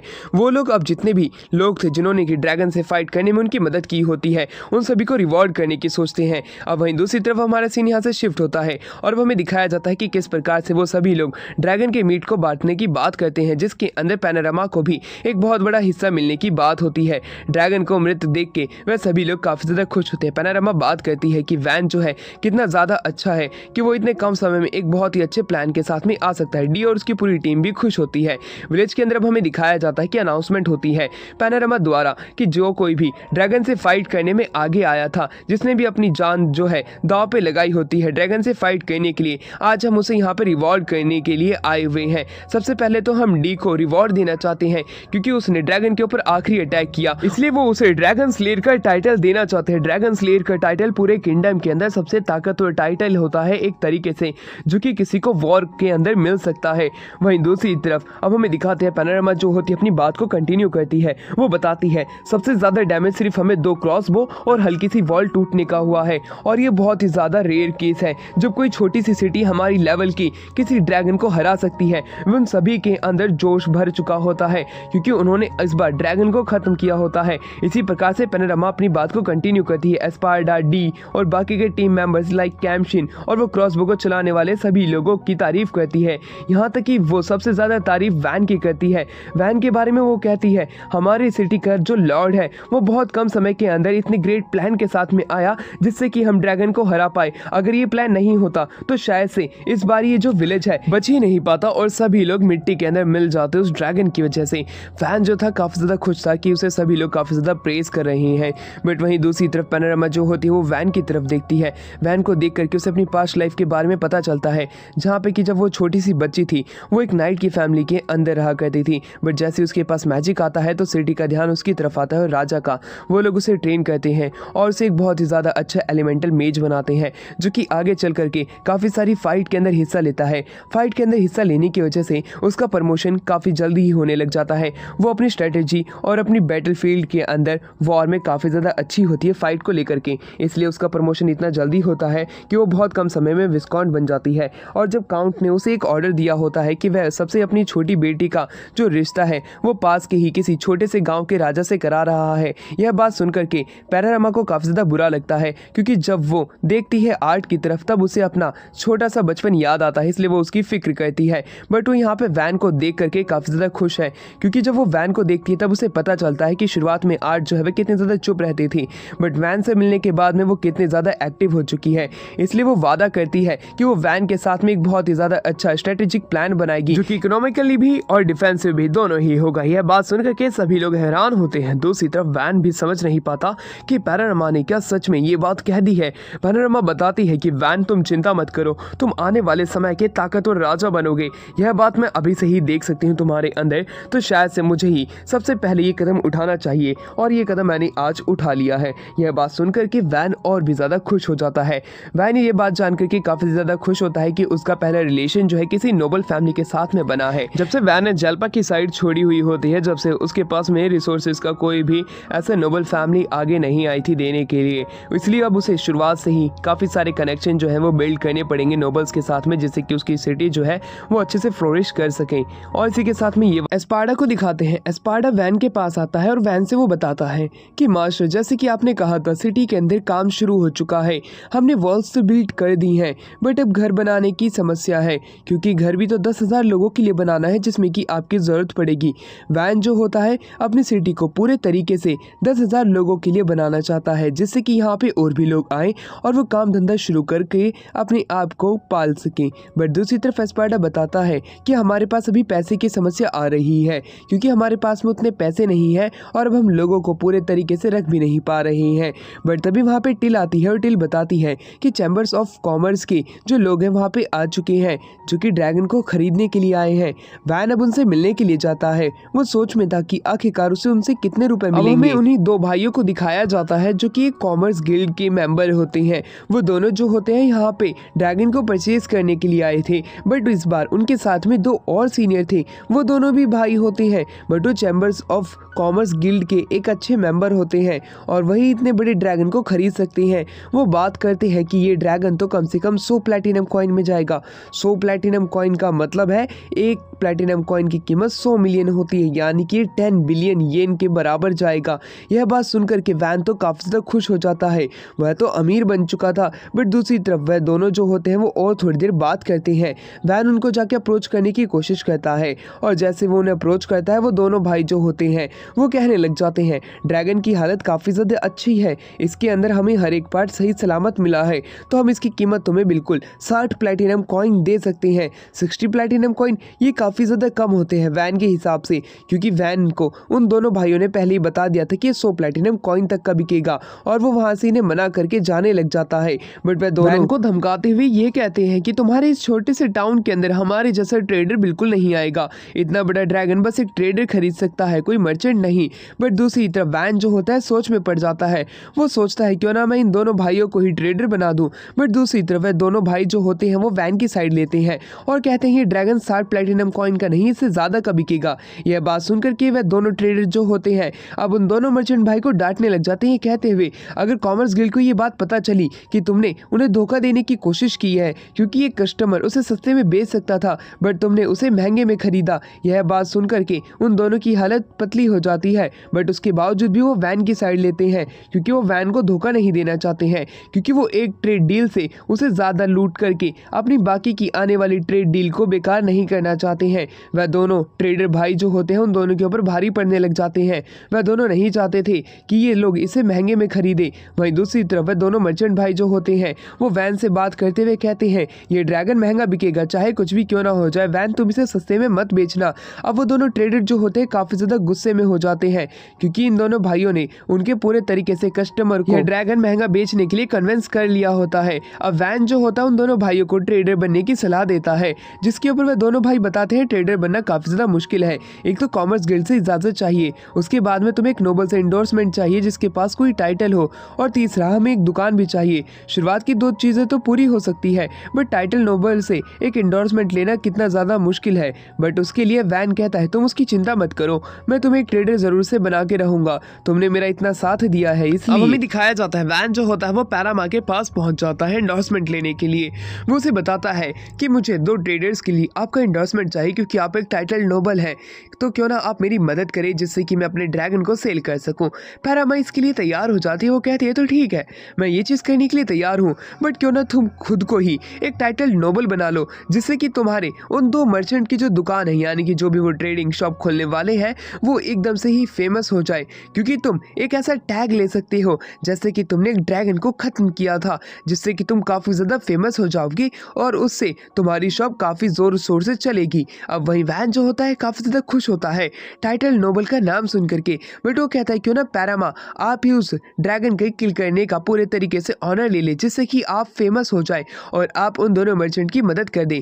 बट उसके लिए वो साफ साफ इनकार कर देती है, कहते हुए मैं उस ड्रैगन को मारने का पूरे तरीके से ऑनर नहीं ले सकती हूँ। वह चाहती है कि वैन ले, क्योंकि जब एक कमेटी बैठेगी कि ड्रैगन को कैसे मारा गया, उसके अंदर वैन का ही सबसे ज़्यादा नाम आएगा, जिससे कि यह चीज़ खारिज हो सकती है। इसलिए वो कहती है नोबल सिस्टम में पूरी 7 रैंकिंग होती है, 7 के अंदर से अगर तुम शुरुआत करते हो तो तुम मार्किस के सन हो, तो तुम्हें कम से कम एक मार्किस की रैंक तो मिल ही जानी चाहिए किंग से। अगर उन्हें यह बात पता चलती है कि तुमने एक फॉरेस्ट ड्रैगन को खत्म किया है, क्यों ना तुम एक टाइटल नोबल बनो, इससे कि तुम्हारे पेरेंट्स जो है वह तुम्हें इस विलेज से दूर भी नहीं कर सकेंगे, क्योंकि तुम्हारी रैंक जो है वो नोबल सिस्टम के अंदर तुम्हारे फादर या उनसे ऊपर पहुंच जाएगी। तब यह बात सुनकर के नोवा का दिमाग चलने लग जाता है। पैरामा ने उसे एक अच्छी सलाह दी है, क्योंकि उसने ड्रैगन को मारा है तो उसे एक टाइटल रैंक जरूर से मिल सकती है नोबल सिस्टम के अंदर। पैरामा जो होती है उसकी पूरे तरीके से मदद करने के लिए तैयार हो जाती है, यहाँ तक कि वो किंग से भी मिलेगी, जिससे कि वैन की सारी दिक्कत वो एक बार में ही खत्म कर सकती है उसकी फैमिली से रिलेटेड। वैन जो होता है काफ़ी ज़्यादा डरने लग जाता है।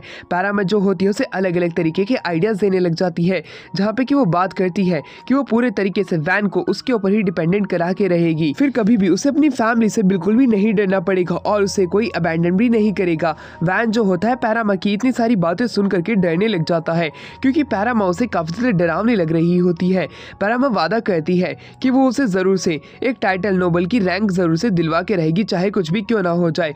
वो खुद से जाकर के किंग से बात करेगी इस बारे में कि कैसे एक छोटे से टाउन के लीडर ने एक बहुत बड़े ड्रैगन को अपनी सूझबूझ से ख़त्म कर दिया और अब वह चाहता है कि उसे एक टाइटल रैंक मिले, यह बात सुनकर के वैन घबराने लग जाता है क्योंकि उसने ज्यादा मेहनत तो की भी नहीं थी, बस उसने लोगों को इमोबलाइज ही तो किया था। पैरामा कहती है तुम चिंता मत करो, तुम्हें टाइटल दिलाने का काम मेरा है। अब हमारा सीन शिफ्ट होता है और अब हमें दिखाया जाता है कि कैसे वो दोनों भाई जो होते हैं जो कि ट्रेडर बनना चाहते हैं। वैन उन्हें कहता है पैरामा तुम्हें एंडोर्समेंट देने के लिए तैयार है। यह बात सुनकर कि वह दोनों काफी ज्यादा खुश हो जाते हैं क्योंकि पैरामा जैसे एक नोबल से उन्हें एंडोर्समेंट मिलेगा। दूसरी तरफ अब हमें दिखाया जाता है स्टोरेज रूम से, जब अब ड्रैगन को यहाँ से हमें कहीं और ले जाना पड़ेगा, उसके लिए हमें कार्ड की जरूरत पड़ेगी और वो उन्हें 130 प्लेटिनम कॉइन देने के लिए तैयार हो जाते हैं। बट उन्हें यह बात जब पता चलती है कि वो दोनों ट्रेडर भाई जो होते हैं वह कार्ड लेकर के जा चुके हैं, तब उनका दिमाग खराब हो जाता है क्योंकि बिना कार्ड के वो कैसे इस ड्रैगन के मीट को पहुंचाएंगे सिटीज के अंदर। वहाँ पैरामा आती है। पैरामा उन्हें बताने की कोशिश करती है वह दोनों ट्रेडर भाई चाहते हैं कि तुम उनके पास मदद की भीख मांगने जाओ जिससे कि वो अपने प्राइस के ऊपर ड्रैगन को खरीद सकते हैं। बट तुम चिंता मत करो, हम जो लोग हैं तुम दोनों मर्चेंट भाई को यहाँ पे एक कार्ड भी देंगे और तुम्हें एक वॉर हॉर्स भी देंगे जिससे कि तुम जल्द से जल्द स्टोरेज वाले मीट को बड़ी आसानी तक सिटीज तक पहुंचा पाओ जिससे कि इसकी सेल जल्दी हो सके। यह बात सुनकर के वो दोनों खुश होते हैं। दूसरी तरफ वह दोनों ट्रेडर भाई यही सोच रहे होते हैं कि कब तक उनके पास में वो लोग आएंगे। बट तभी वहां से पैरामा गुजरती है कार्ड के साथ में। यह देख करके वो हैरान होते हैं तो पैरामा है जो कि एक बहुत बड़ी टाइटल नोबल है। दूसरी तरफ अब उन्हें पता चल जाता है कि वह दोनों मर्चेंट भाई जो है अब वो ट्रेडर बनने वाले हैं क्योंकि उनके पास में पूरे तरीके से सपोर्ट है एक नोबल का। अब हमें पैरामा को दिखाया जाता है जो कि किंग के सामने होती है। वह किंग के सामने झुकते हुए बताती है कि वो यहाँ पे एक पर्सन के बारे में बात करने आई है। किंग हैरान होते हैं कि पैरामा किसके बारे में बात करने आई है। पैरामा बताती है कि वो एक पर्सन के लिए एक टाइटल लेने के लिए यहाँ पे आई है। किंग हैरान होते हैं कि आखिरकार वो कौन है जिसे कि पैरामा इतना सपोर्ट करती है। पैरामा बताती है कि वो अभी के समय एक यंग लॉर्ड को प्रोटेक्ट कर रही है जो कि एक छोटे से विलेज का लीडर है।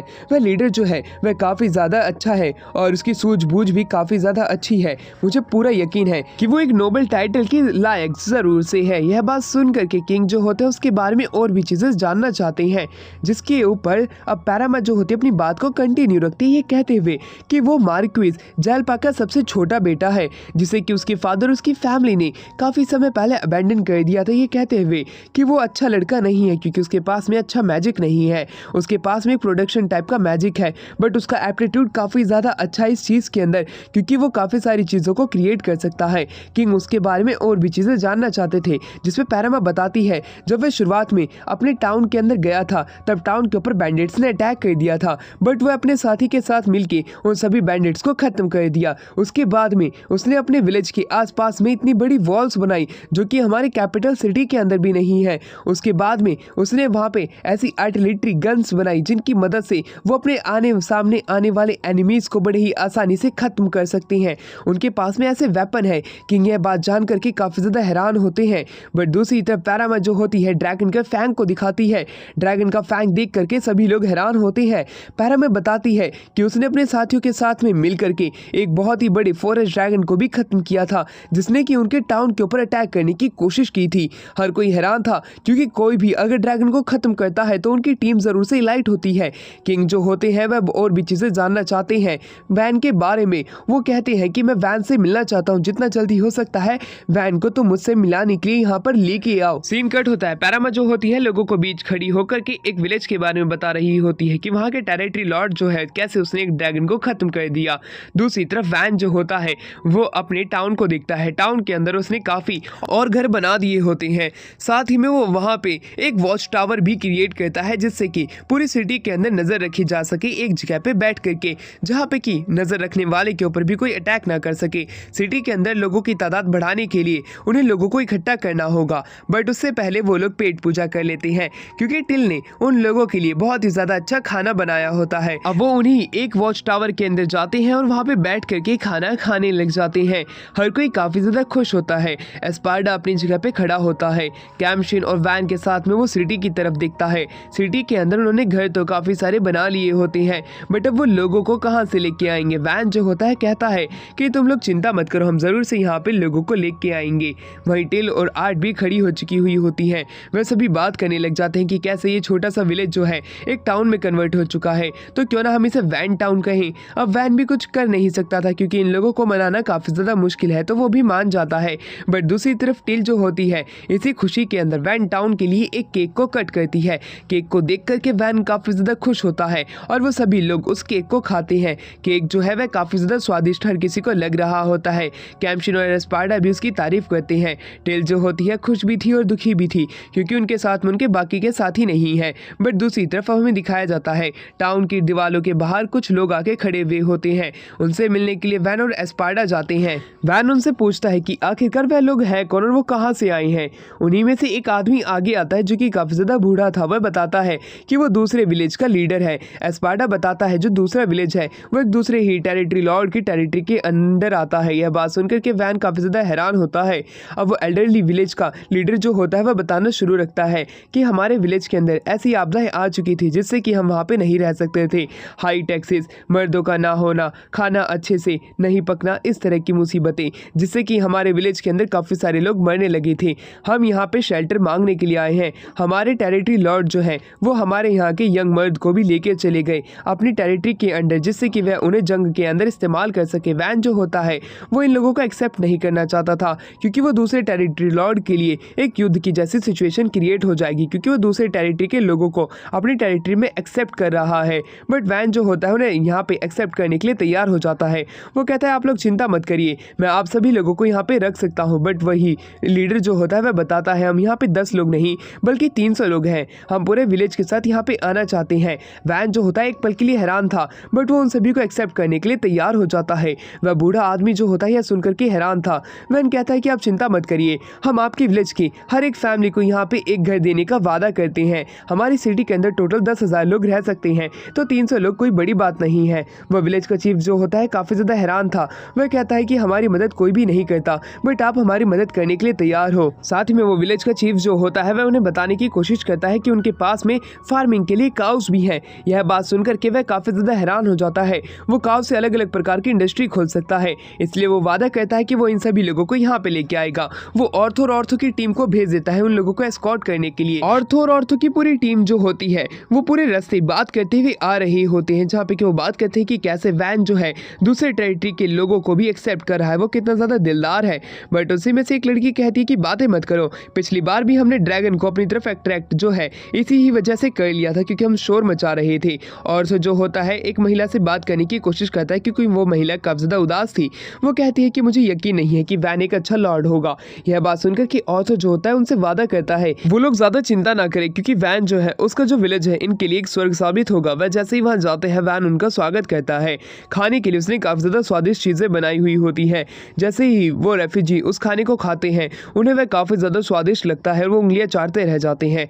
कुछ आदमी जो होते हैं वह आगे आते हैं और वो बात करते हैं कि अब हम इस विलेज के अंदर क्या कर सकते हैं। वैन जो होता है उन्हें बताने की कोशिश करता है इस विलेज के अंदर काफी ज्यादा स्ट्रक्चर जो है खड़े हो रहे हैं, वो उसमें मदद करा सकते हैं, फार्मिंग कर सकते हैं, दुकान चला सकते हैं, क्योंकि यहाँ पे ट्रेडिंग सेंटर खुलने वाले हैं। उन लोगों को दुकान चलाने के बारे में कुछ भी पता नहीं होता है, क्योंकि उनके गांव में कभी कोई दुकान खुली ही नहीं थी। वैन जो होता है उन सबसे वादा करता है कि वो उन सभी को अर्निंग सोर्स जरूर से देगा। वह लोग गाँव का इस्तेमाल करके डेयरी प्रोडक्ट्स बना सकते हैं। अब वहाँ पे विलेज चीफ आके ये कहता है दूसरे विलेज के लोगों से कि तुम लोग चिंता मत करो, वैन पे भरोसा रखो। वैन ने ही इस सिटी को पूरे तरीके से एक अलग ही चीज में कन्वर्ट कर दिया है।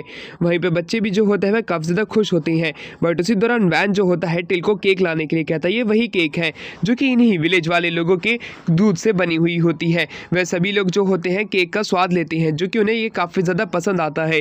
उन्हें अब यकीन हो चुका था अगर वो लोग अपनी दुकान खोलते हो, डेयरी प्रोडक्ट का इस्तेमाल करते हैं, तो वो जरूर से रिच हो सकती हैं और उनकी चर्चा पूरे ही किंगडम के अंदर फैल जाएगी। वैन जो होता है उन्हें वादा पूरे तरीके से दिला देता है कि वो लोग अगर यहाँ पे रहेंगे तब उनकी लाइफ अच्छी हो जाएगी। वह सभी लोग काफी ज्यादा खुश होते हैं क्योंकि वह वैन के ऊपर भरोसा कर सकते हैं, क्योंकि वैन जो है एक भरोसे लायक टेरिटरी लॉर्ड बनेगा आगे चल करके। सभी लोग खुशी से खाना भी खाते हैं। इसी प्रकार से समय बीत रहा होता है। एस्पार्टा काफी ज्यादा खुश था कि उनके पास और लोग आ चुके हैं, बट वो ऐसे ही 10,000 लोग कैसे करेंगे, वो उसके बारे में सोच रहा होता है। वैन उसे सलाह देता है कि आप चिंता मत करिए, हम लोग सब कुछ कर लेंगे। इसी के साथ ये पार्ट यहीं पे एंड